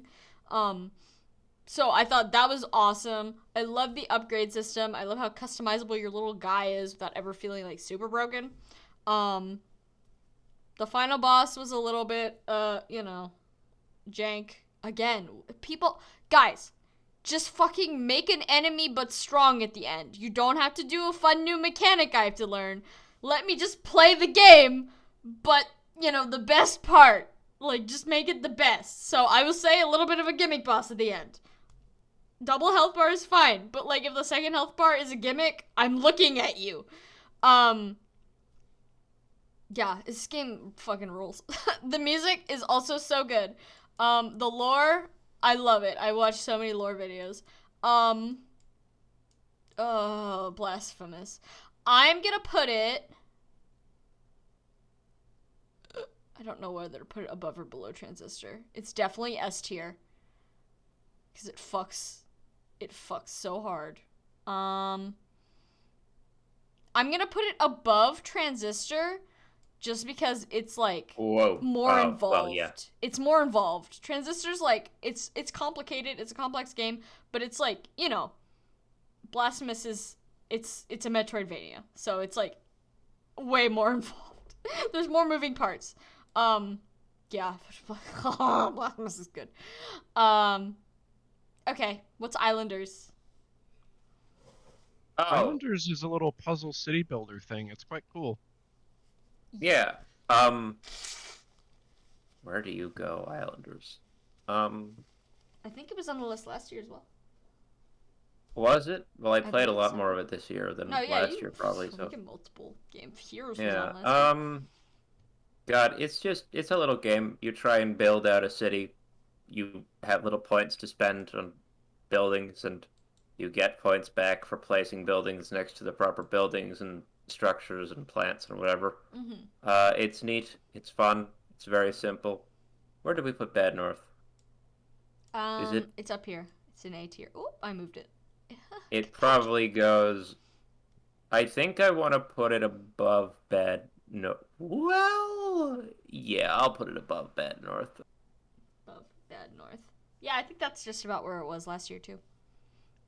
The tracks. All right, Milk Inside a Bag of Milk. Inside a Bag of Milk. Oh. Is a very, very interesting 10-minute long visual novel.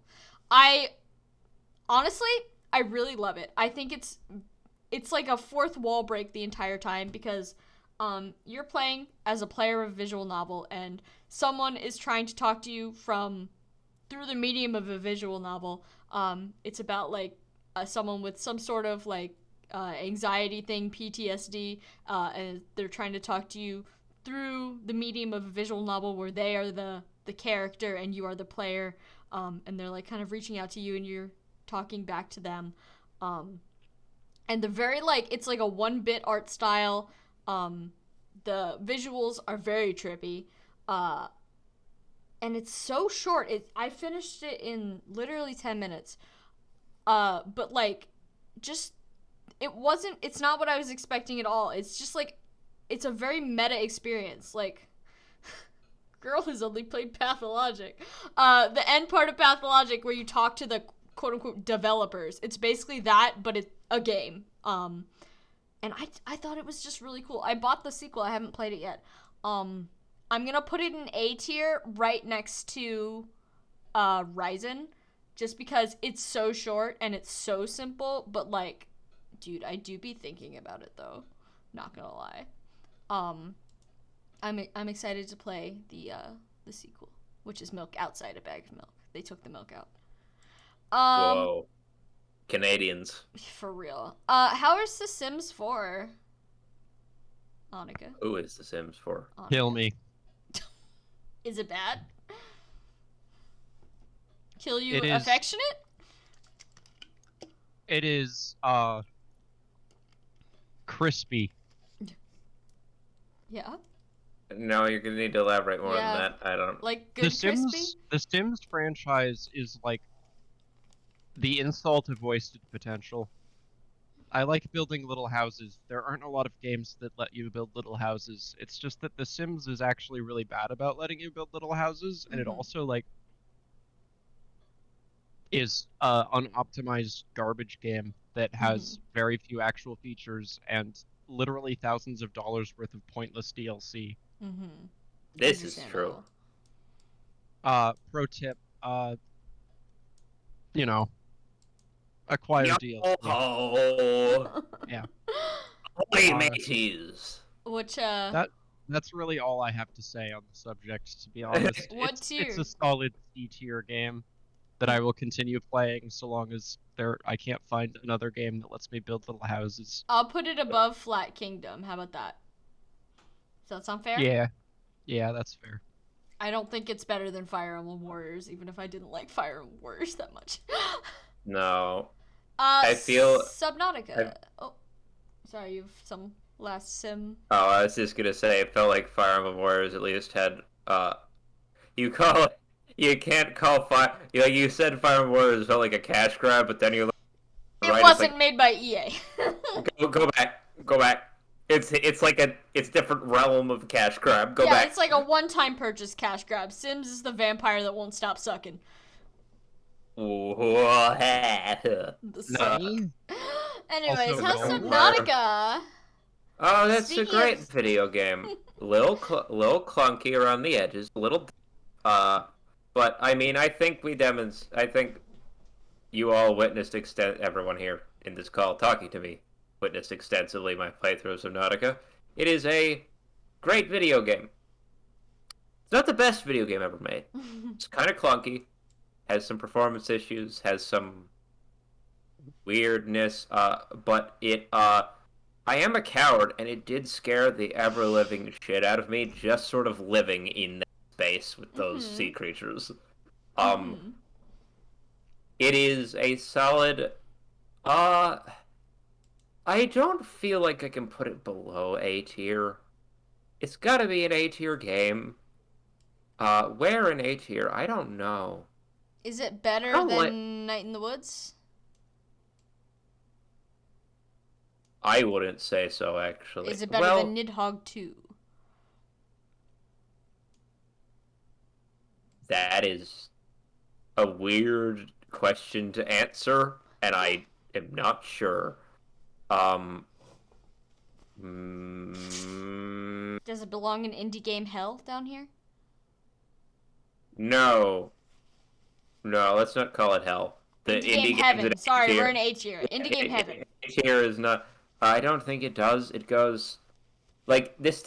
If this were like slightly more optimized of a game in some ways, it would like be in Stardew Valley tier, if that makes sense. Mm-hmm. But it's not. I'm gonna say pick a side of Nidhogg and put it there. I'm gonna put it above Nidhogg because I watched you play this and it does look like it's like a fun game to play. I am too scared to play. I personally, but- I might be doing it a disservice. It might go more by Xenoblade, actually. Where did you end up putting Pokemon Scarlet? Oh, it's in in- the not finished. Yeah. didn't Yeah. finish it. No, put it below OpenTTD. Actually, I enjoy it. Can I put it below Shin Megami Tensei? Actually, you know what? No, I like where it is. I like where it is. I was gonna say you could, but okay. I like where it Is is. that Darkest It Dungeon? is Darkest Dungeon. S tier. I've Yeah. never beat the game. It doesn't matter. Like near the top. Near Top the 4. Top. Okay, how about the What? 4th slot? Is it better than Transistor? What is this? Darkest Darkest Dungeon. Dungeon. Oh, Darkest Dungeon like- slaps. Yeah. To me personally, I love it, but I've never played Transistor, so Oh, you watch Kinda me your play call. Transistor. yeah. I want my review of Darkest Dungeon is that when I eventually die being like smothered in a back alley somewhere, By me. I want Wayne June's ethereal voice to be the thing narrating my death. Slowly, quietly. Okay. Yeah, I personally tried to play Darkest Dungeon. I didn't like the combat style. I feel like if I revisit it someday, I'll like it better. Yeah, I didn't vibe with it. But I like the aesthetic. I feel like the like art style.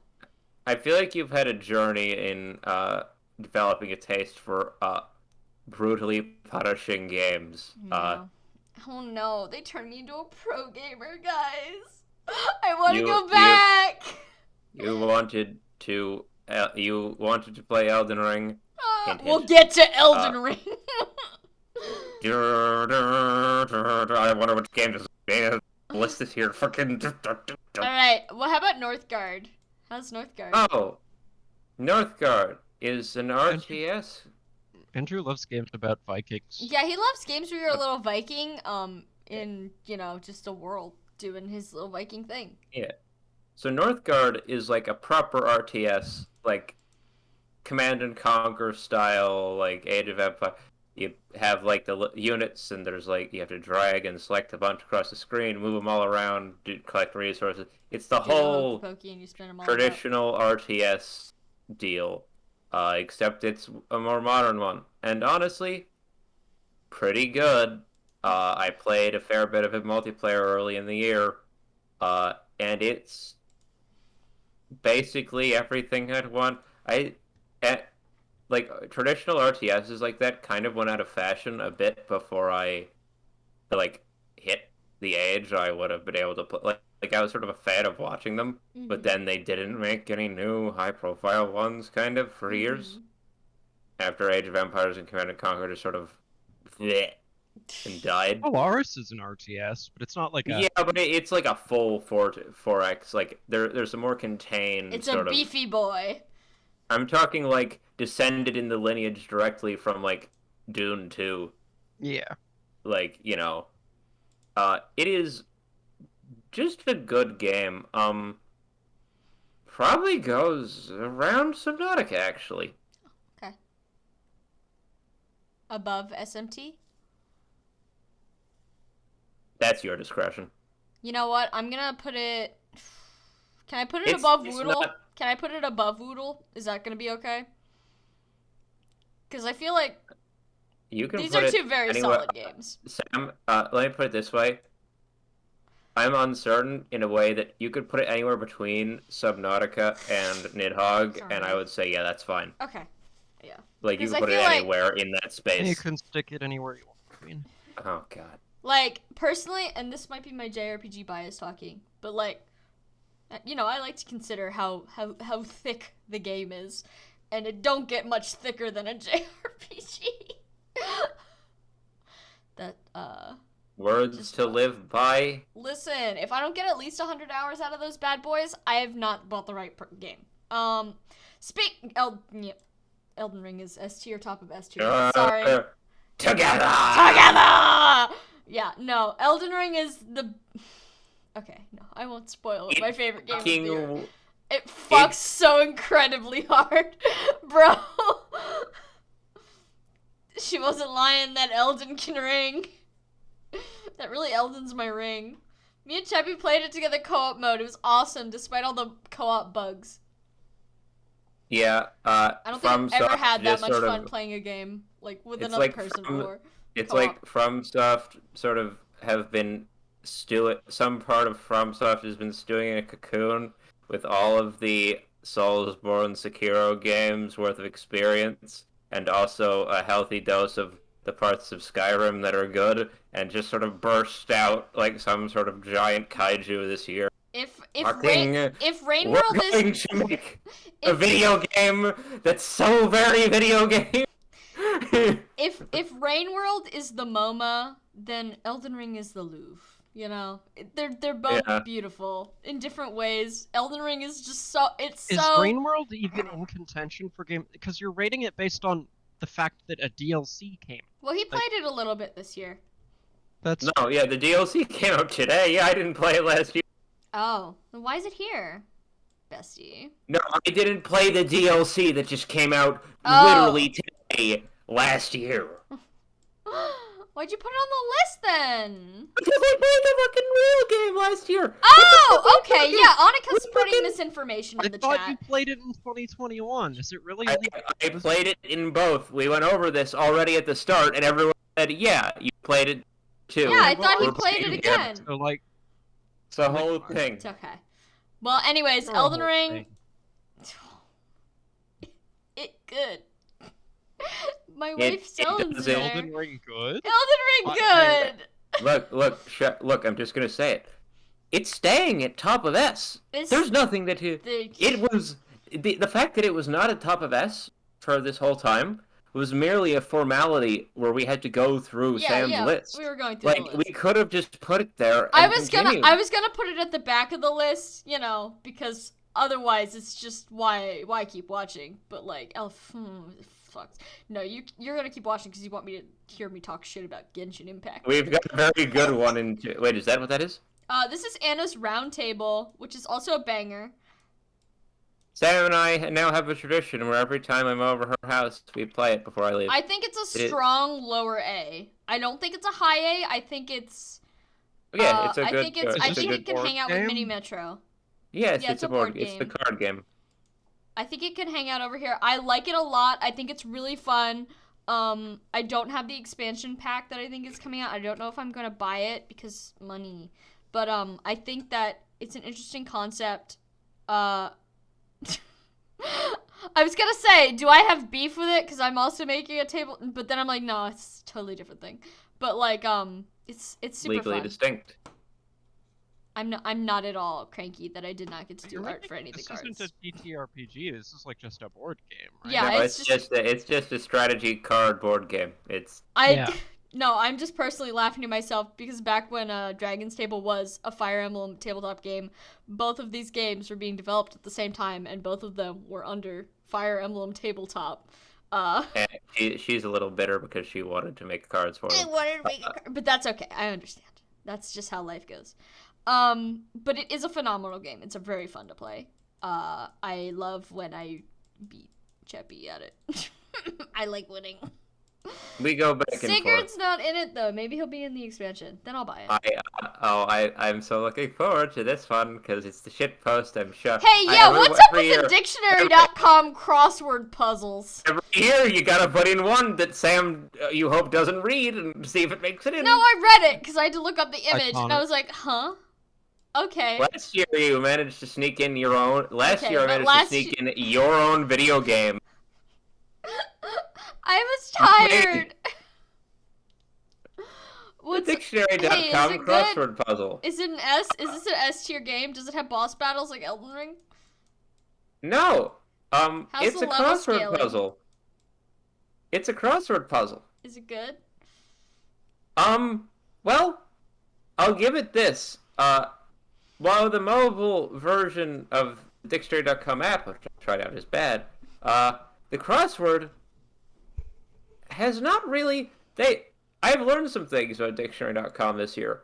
Like, all of their, like, microtransaction shit that they do, they're just a couple... It's like a few one-time purchases, none of which is more than, like, $6. Like, you just can remove ads and buy features of their website, which is... I honestly assumed, with, like, the layer of grease surrounding dictionary.com, that they'd have a more unethical system. So I switched... So the story is, I was very briefly subscribed to the New York Times, and then I unsubscribed because they were kind of shit. And that was a whole saga of having to go through switch to PayPal and use them to cancel because New York Times sucks. Oof. But their crossword was quite good, and I was like, I was enjoying doing the crossword pretty regularly, actually. It's good for the brain cells or something. I need to find one that's not run by the New York Times and dictionary.com.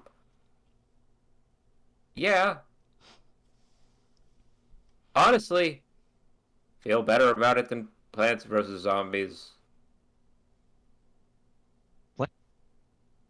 Plants vs. Zombies gets its ass whooped by a crossword puzzle. Oh yeah. You should have You left know the what? microtransactions I'm gonna at home. put it above Fire Emblem Heroes because it's a respectable type of game. I At was least you're so learning. I was so considering saying above Heroes, but at the last minute I was like, nah, that might be unfair based on my I fucking feel like hero. grading the concept of a crossword puzzle is like grading the concept of chess. Like what? This is more gradable. This is like just like what do I It's do I it's what am I just a type grading? of game that exists. And what am I grading? Human thought? Language patterns? What am I doing? Yeah, so I'm gonna put it. Let's fuck it. Let's put it at the top of C. You know, it's a category. God. Jesus, girl, I said that, but you're moving it. I'm not even. All right, shit. How do you... The concept of crossword, unless the app is broken, it's a crossword. The app is a little broken, but it's the That's- entire crossword app. No, sorry, it's the entire dictionary app. It's not Mhm. the crossword specific. It's broken. Okay, I'm gonna talk about triangle strategy. So again, I said before, I'm kind of tired of the Octopath art style. That stands for triangle strategy. And this game is a little bit jank. As far as a lot of things go, the gameplay is fun. I will say that. The plot, lot of proper nouns. I got lost so fast, and I never really caught back up again. There were times where I was like, "This is kind of interesting," but there's just it's a lot of like political intrigue, which I kind of wasn't expecting. I was expecting more of like a fantasy game. And don't get me wrong, I love a little political intrigue. You saw where I placed FE4 last year. Fuck it, yeah. But like, triangle strategy is very much about like, if you took all the fantasy aspects out, I'd say this is just a game about, you know, the struggles of being royalty in the olden times. You know, it's got fantasy racism. It's hair color based. It's What's got. with you and playing? I don't know. I don't mean Why to. do they always go for the haircut? Like that's Because so stupid. no. You know why they do it? Because going directly for race could if you fuck up, like it's so directly of a fuck up. If you go for hair color, you can say, well, you know, it's not like real racism, so we don't have to be super accurate. You know, It's just stupid. it's yeah. I mean, I'm not gonna talk about like the racism. Not even subplot. It's kind of like the plot of the game. Triangle strategy. I didn't really get attached to any of the characters. You don't really see that much of any of them. A lot of them have like side quests and stuff, and they have like side things you can view. But I don't know. I thought it was fun enough for what it was. But overall, not my favorite SRPG. I like the Fire Emblem style where you move the whole team of your guys and then they move their whole team rather than like based on speed like a Pokemon game does, or it's like back and forth. Yeah. It's a solid B. I'm gonna put it at the top of B tier because I think it's a solid game. There was a lot of tiny things about it that kind of bothered me. Nightshade is a dating simulator about you are a ninja and there's other ninjas out there who want to make out with you. If you are someone that likes that kind of aesthetic, this is gonna bang so hard for you. It has an overwhelmingly positive review on Steam. So a lot of people clearly do like this game, but I've discovered about myself, I'm very much, you know, I like medieval knights. I'm not super into like ancient Japan. I like you know, medieval Europe. That's like my aesthetic of choice when it comes to like old civilizations I and like you're you making say out with them. ancient Japan. Not ancient Japan, like old timey Japan. I don't know the exact era. Pretty sure the era where ninjas were the predominant thing was like after the medieval. But it's European like Naruto. Yeah. It's not realistic. like they're Naruto. all dressed in like, you know, Yeah, I know. slutty little ninja outfits. It's They're fine. purple-eyed. Yeah, green-haired they're anime women. boys, and they go like, "Oh, MC, you're so beautiful tonight in the moonlight," and I'm like, "My name is Spud." You did name her Spud. Please don't hit me with poisons again. Why does Spud sound like an old man from Kentucky? Listen, they designed the game, not me. The art is very pretty. I think a lot of the character designs are very nice. Again, not the aesthetic I enjoy, but like the actual art and the designs, I recognize they're nice designs. The fact there's an incest option, not swag. The plot is fine. Like it's kind of predictable. Like, oh, the scary dad that pops up was evil the whole time. Who could have guessed? Oh, my scary dad wants to kill me. Fates. Literally, yeah. I mean, but like the dating's in part. I thought, okay, I got the Hanzo route, which if you haven't played means nothing. But like he's like your sad stoic ninja guy that works for the enemy, but he falls in love with you and he wants to protect you. I thought the ending to the route I got was very sweet. I enjoyed it genuinely because it's like he goes off and you think you're never gonna see him again, and then he like arrives at the village you're hiding out and he's like, oh yeah, I retired and let's hold hands now, smiley face. I thought that was cute. I will admit. Overall, I would not play it again to see the other routes. I'm gonna give it a B tier, and I'm gonna put it below. I'm gonna put it between Polytopia and Prison Architect because it's a good game. I just wasn't the target audience. If that makes sense? Turtle. Fucking love Super Auto Pets. I'd say this is like above Amogus. Amogus? I'm gonna say it's above. We're gonna split up Lobotomy Corporation and Library of Ruin. I honestly like auto battlers are such a. It's kind of an odd genre. Mm-hmm. Like, damn, is it really good? It's just like, I don't know. I feel like auto battlers tend to sometimes fall prey to just being kind of overly simplistic or just like too auto, right? But like Super Auto Pets is like a deeply like well-designed experience. They just released a big DLC that is just fantastic. The art is fun. The pets are cute. They are so cute. The progression system. Sea Urgent. The progression system is like very rewarding. Like it's not.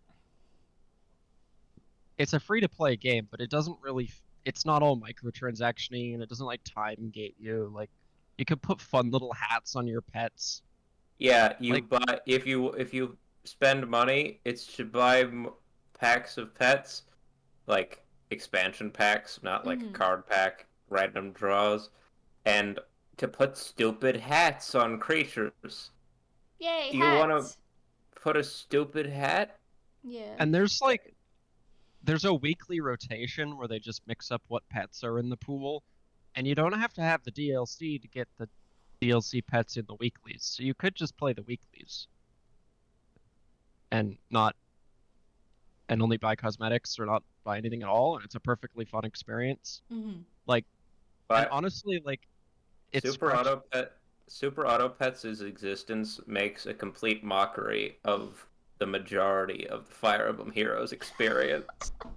I'll agree with that. I will agree with that. This is a weird comparison because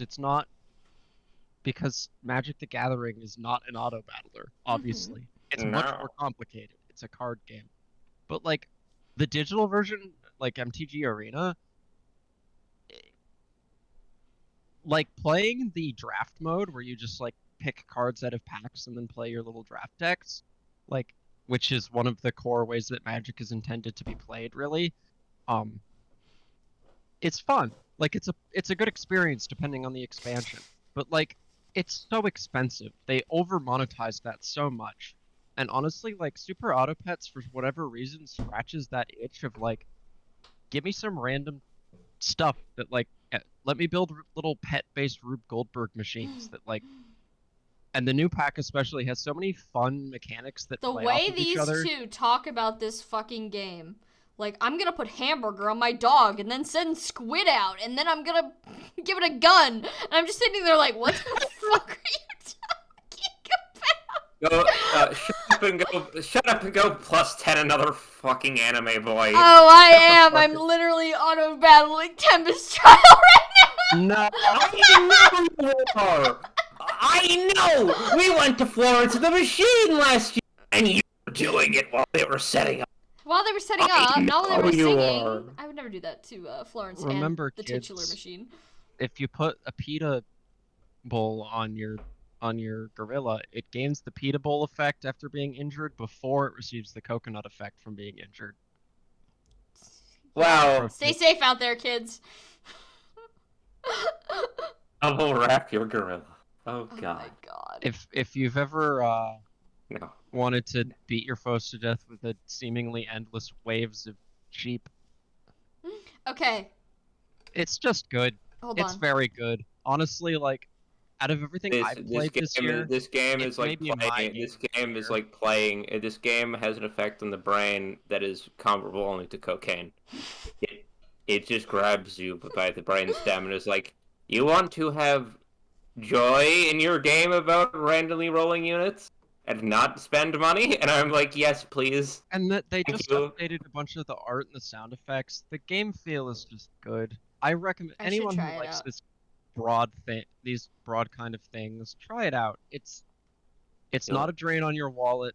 It's fun, it's lighthearted, it's cute, it's super enjoyable, nearly infinitely replayable. Every week there's a new random rotation in the weeklies, so like you're never running out of like, huh, I didn't realize these two animals together did something fun. Like, it's just a good time. It's got fucking capybaras in it. Capybara. Capybaras. Okay, It's okay. got That's enough the sea positivity. urchin. That's enough sea urchin. That's enough No, just talk about positivity. Let's talk about Genshin Impact. fucking Impact. Genshin impacted. I played this game for 1.5 days. AKA, like, I play games for usually from like 7 p.m. or 8 p.m. when I'm done with dinner to 11 p.m. when I go to bed. So that's like 3 or 4 hours. I just sit here, I game, I have a good time. I played Genshin Impact for, I'm going to say, maybe a night and a half of a night. This game is, it starts small. You know? The opening cutscene, you're like, wow, this looks sparkly and fun. And the art style isn't that great. I didn't like the art style to start with. But I was like, okay, well, I've seen people go absolutely buck wild for this game on the internet, so we'll try it out. The opening is fine. The world you get in, it's very, like, lush and beautiful, but I don't know, I got, like, an empty feel from it. It didn't immediately strike me in the same way that you'd walk out into, like, the Fallout game for the first time. You look upon the wasteland, or, you know, even something like Skyrim, where you get out of the, or Oblivion, where you get out of the sewer, and you're like, oh, what's that over there? What's that over there? I was not immediate, my attention was not caught, which is a bad thing for an open world game to have. And then I did the free gacha rolls you get at the beginning, right? And, you know, it's a gacha game, which is automatically like, okay, you're not getting any higher than B tier. It's gacha of the wild. It's gacha of the wild. It's gacha of the wild. First of all, I hate how the dungeons are. Some of the dungeons you have to play as specific characters, and it's specifically so if you like that character, you want to roll for it. And I know that can also be framed as a good thing, like try out a character before you roll for them. But like, no. It is the quests, it wants you to play those dungeons so bad so that you go and you spend money on the gacha. And the gacha system is dog shit. Heroes, you have orbs. You spend your orbs. You can buy more orbs if you want, but it's just orbs. You know, it's simple. Genshin Impact, I got to the like rolling thing, because I was like, I played for a couple hours and I got a little currency. You know, in the beginning of the game, they like to give out currency so that you're motivated to play more. And I had a little currency, and I went to the menu, and I was like, I literally don't know what to roll. Like, not like I don't know what to roll, there's so much to choose for, but like I don't know how to roll, because it makes you convert like some currency into a different currency, and then you have to use that to roll in specific things, and you have to go here to do this, here to do this. It was so fucking confusing, and I think it's designed that way so you spend a bunch of money because you don't know what you're doing. And then I finally got, like, some maid girl with a big sword. And I was like, okay, you know, she's kind of cute, acceptable character design. The character models are dog shit, by the way. All the fan art you see on Twitter, no. They're doing the legwork. They're doing all the free advertising for this absolutely dog shit game. Okay. Noelle. Okay, her name is Noelle. She's cute. I like her design. Her animations are directly lifted from Nier Automata. Unchanged. Wow. They are copy and pasted. It is the stolen. I remember when Nier came. No, not Nier. When Genshin came out, Nier Automata was still fairly new, and I remember seeing like a gift set of like the characters doing the animation side by side, and I was like, oh, that's kind of bad that they do that. They copy animations like that. But I'm probably not gonna play this like random niche RPG. And that was before Genshin like kind of got big. Or at least got big in the sphere of influence I was in. So I totally forgot about it until I rolled that fucking girl, and I was like, is this like the great sort? This is just, except they took all like the nice game feel out of it. It feels like shit to play. It feels like dog shit. It's not fun. I've heard the lore is great, and I'm sure it is. You all seem to be having a lot of fun on AO3. Don't think I don't see you. But like, This is a call out post. this is a call out post to my beloved followers. I'm glad you're having fun, but it's not good. And like, the story failed to hook me. I don't know what's going on. As soon as I get out the gate, they're having me go on like, it's got like MMO levels of clutter at the beginning, while also feeling extremely soulless and empty. Like, the area it plops you in is just a forest. There's nothing going on. There's no intrigue. You're just in the woods, and they're like, traveler, we have to go to the little bitch that follows you around, Navi, whatever her name is. It's like, oh, we gotta go to the fucking place. We gotta help people. Oh, I'm so hungry. She kept talking about eating my bread or something. She was so annoying. She was cute in like an annoying way. I just started the game and was like, okay, like, I don't get what, I think the intrigue genuinely comes from horniness. Like, when people play, they're playing because there's, like, I mean, men the they could draw Genshin- hot. The Genshin community is known for being full of little creepy freak weirdos, right? I mean, yeah, and Of like, all stripes. Both the sexualizes your old man kind of way and the sexualizes your underage girl kind of Yeah. way. Like, it's... and to be, I don't see a lot of the second category. Most of the people, obviously, I see Matt in the chat. I would I've imagine mostly that you're seen, like, you know, actively avoiding those the people, boy but- liker part of it. And, you know, I've seen fan art on Twitter, and every time I'm like, this is like Sistine Chapel levels of art. And then I look at the game, and I'm like, this is absolute dog shit. Please play better games. I know I can't say that as a Dragon Guard fan. I know I'm not allowed. But, like, listen to me, for the love of God. Oh, it's not a good game. Anyways, How's your Fire Emblem Hero subscription treatment? like a queen. I'm gonna put this above The Light Keeps Us Safe, just because it is a functional game. You know that. Why did you put Baldi's Basics above Genshin No. Impact? Baldi's Basics. Baldi's There's, like, Basics artistic is value. like the Citizen Kane of video games if you put it next to Genshin Impact. Genshin Impact sucks. I'm tired of keeping it all locked up. You can feel the emotion in my voice. It's all genuine. I hate Genshin Impact, and I hate seeing those little anime men on my Twitter timeline. I know they don't actually look like that, and every day it hurts.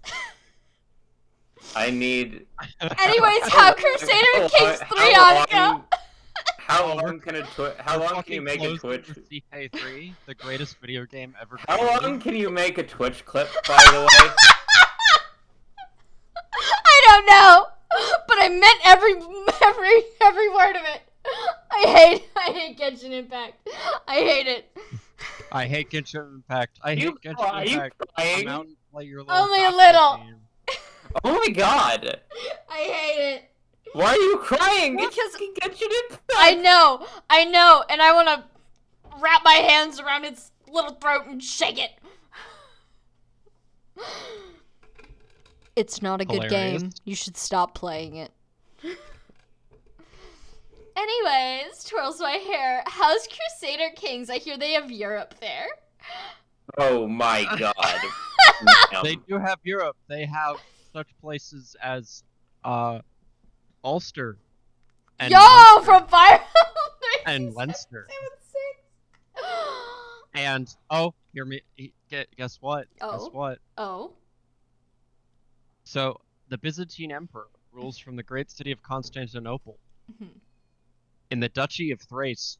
Yo. And if Thrace is captured by Western Europeans, Catholics, it's known as Thracia. Yo. Yeah, Sam likes. That's the I like John medieval Cena Europe. theme. Sam likes. No. I like medieval Europe. Sam likes medieval Europe flavored things. It's the Mhm. difference between liking Yeah. like watermelon and liking watermelon Jolly Ranchers. They're not the same thing remotely, but like, They're you know, cousins. They're holding hands. They're lovers on like occasion. piss and sweat. Yeah. As Ariana Grande has told us Are so pee thoughtfully. or sweat and pee like P like cousins? Iconic Anyways, line. this was on the tier last year. Was it S tier? I don't remember. I want to say it's S tier. I also have things to say about it. Okay. You mind me hijacking your stream for 5 minutes? No, yeah, go for it. But like, where should I put this down? Just for the moment. Above Amogus, but behind Lobotomy. Above Lobotomy Corp, but behind Super Auto Pets. Okay. Okay, go off. This I is had my my time. This is my favorite game of all time. Like, I love this game deeply. Paradox blessed us with this wonderful game. It has so many problems. As all good games do. The Byzantine Empire is supposed to slowly wither away over the course of 1,000 years and eventually be conquered by Turks. That doesn't happen in this game because their game design, it makes me so upsetty. Also, like, there's no mechanics for step hordes. Why is there no step horde mechanic? They're not just tribes. Like, no, there's specific mechanics that existed in previous versions of the game, and like, it's just unrealistic. Come on, get it together. Give me more DLC. Why were there only 3 DLCs in the or 4 DLCs in the first 2 years of this game's existence? And one of them was an event. I don't know. I love this game so much. The modding community carries it. I play heavily modded. I highly recommend that if you're on PC and aren't doing that, because regional immersion and cultural enrichment and community flavor pack are necessary for me to enjoy this game. But I'm mostly just here to fuck around and do things like, what if the Turco-Hittite Confederation was restored 100 years later instead of collapsing and being taken over by Muslims? Like, what if the Holy Roman Emperor converted to Judaism? You know, just wacky shit. It's a map painting game, but it's also an RPG. It's like The Sims, but medieval, but you replace the building with punching other guys. You can seduce your rival's wife. You can have cats. You can have a cat, and you can name it whatever you want. You can create your own weird, screwed-up version of Christianity that believes that salvation is achieved through orgies and murdering heathens. Nudist but, like, cult. not the normal Christian way. Yeah, that's base game. Like, you don't even have to like create a custom thing to do that. Like, there's just a actual historical branch of Christianity that practiced this. Granted, it was like a single like cult outfit in northern Africa. The game doesn't really, for some reason, it's really fond of making Iceland become Adamites, which is funny because like Iceland's the last place I'd start a nudist cult. It's cold up there. Yeah. You can do all kinds of silly things. You can do all kinds of fun, serious things. You can unite Russia. You can make an entire like wall around your territory of spikes with corpses on them. Apparently, I usually play like goody two shoes characters with virtuous traits because I'm a little weenie who doesn't like hurting people, even fictional simulated people. But I did try playing an absolute bastard who tortures people for fun once, and apparently there's an entire event chain that I've never seen before where you can torture someone's personality away and then rebuild them as a servant, which is screwed up. But like, that's fun. Writing notes. You can do incest. Don't do incest. Like, you can. The community is obsessed with it. It's a meme. It's not actually good. It's not a good Fire Emblem. Fire Emblem. Oh no! We're No, not it's open Photoshop. No. What? Sorry, just click the Photoshop icon. No, go away. You're going to Photoshop. I'm going to. That's it. You're going to Photoshop. Adobe crawls out from behind her computer. We've been waiting for you, Samantha. Come back to us. It's okay. It's okay. Your tablet's been dead. You've been away for so long. If you in the audience, yeah, you, I'm talking to you directly. Hi. Olivia, no. There are other people. I know. If you're in the audience and of white European descent, you can just go back to where your family was from many times ago. Like, I've played as Sweden. It's pretty cool up there. You can do Viking raids. You can take a Viking raider and raid all the way down to Africa and then establish a Viking kingdom in modern Libya. Like, you can do whatever the fuck you want. It's a sandbox RPG RTS. And the map is pretty. I like historical maps. I like what-if historical maps. I don't like border gore. No more exclaves, please. Anyway, that's my rant about Crusader Kings. It's very good, and if you like this kind of thing, you should try it. Alright. It's a Paradox game, so DLC hell, but you were warned. And that's all the games on our list. So, I think we're in agreement that Elden Ring is Game of the Year. Yeah. Hard to argue with Shout that. out to literally the final boss of the game is a spud. Like, come on. Okay, so that's Sam's. Andrew, would you also say that Elden Ring was your game of the year? Together! Yeah. It was a lot of fun watching you two play it. It was a lot of fun watching Sam fall off of things. I love sheer vertical drops. The number of times that the interaction would be like, Andrew says, "Hey, Sam, where'd you go?" And then Sam would say, "I fell in a hole." I didn't have time, but I had intended for this stream to draw a little comic of me staring at like a statue of a thing with just Sam falling off a cliff in the distance, behind like you little should chibi. still draw that. I want to yeah. see it so bad. Yeah, I'm talking about like us too, Yeah. like the characters too, but like just Sam. Whee! In the distance. The Archibald Godfrey divorce arc was, of course, an added bonus. Yes. So, our game recommendations for this year are Elden Ring, Rain World, Blasphemous, Transistor, Darkest Dungeon, Stellaris, the DLC, and the base game. Library of Ruina, Super Auto Pets, Crusader Kings 3, Lobotomy Corporation, Among Us, and Stardew Valley. For the love of God, don't play The Wanderer, Genshin Impact, The Light Keeps Us Safe, or Art the Metamorphosis. You should also play. And I know she put Baldi's Basics in C, but for the No, love of God, play don't Baldi's Basics! Don't play Play it! Oh. Support freak projects. Yeah, support them maybe, but you don't have to play it. Also, play the Ryzen I'm gonna prototype because I like it.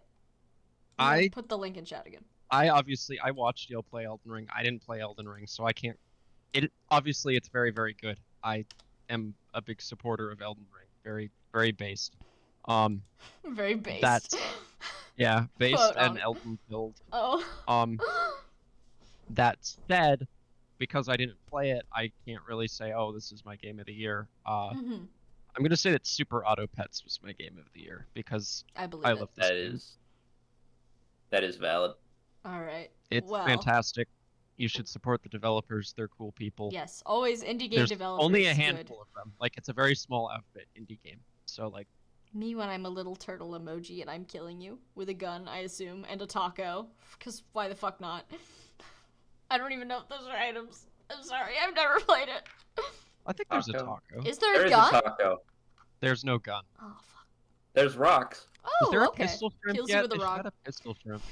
I don't know if there's a pistol. They replaced the rocks with eggs. The projectiles aren't rocks anymore. They're eggs. Food themed. I see. Yeah, everything is... They cleaned up some stuff. They did some new art recently. They changed a bunch of things over. Plus, giving stats to your pets now shows a little, like, fist heart icon for their attack and defense instead of just being, like, a burger emoji. Okay. Well, I think a lot of bangers this year. More positive than negatives. I'm going to cut everything B and above as positive. So, that's good. Let's all keep playing more good games instead of shit. I'm playing. I'm Rain getting World the right now. sign from the universe. Stop playing Fire Emblem. I say actively checking my delivery email on Fire Emblem Engage, which comes out tomorrow. It actually might already be out. I don't know. Did it drop yet? You fucking idiot. What are you Samantha is doing? Fire Emblem engaged. I can't wait to get Fire Emblem Engaged tomorrow. Sigurd twirls my hair. He's out there. Okay. Well, thank you all for coming. This was super fun. I can't wait to do it next year. I already have a little list going. Who's ready to hear about me talking about anime girls in the trenches next year? In the fucking trenches. Thank you all for playing. Do you guys have any last thoughts? I'm playing Rain World Downpour right now. Okay. Yo. You heard it here first, folks. Slug cat. Slug baby slug cat, baby cat. slug cat. All right, I'm gonna go use the bathroom again because vitamin water in my body. Woman who pees. All right. Girls do be peeing though. That's gonna be my closing thought of the year. Bye.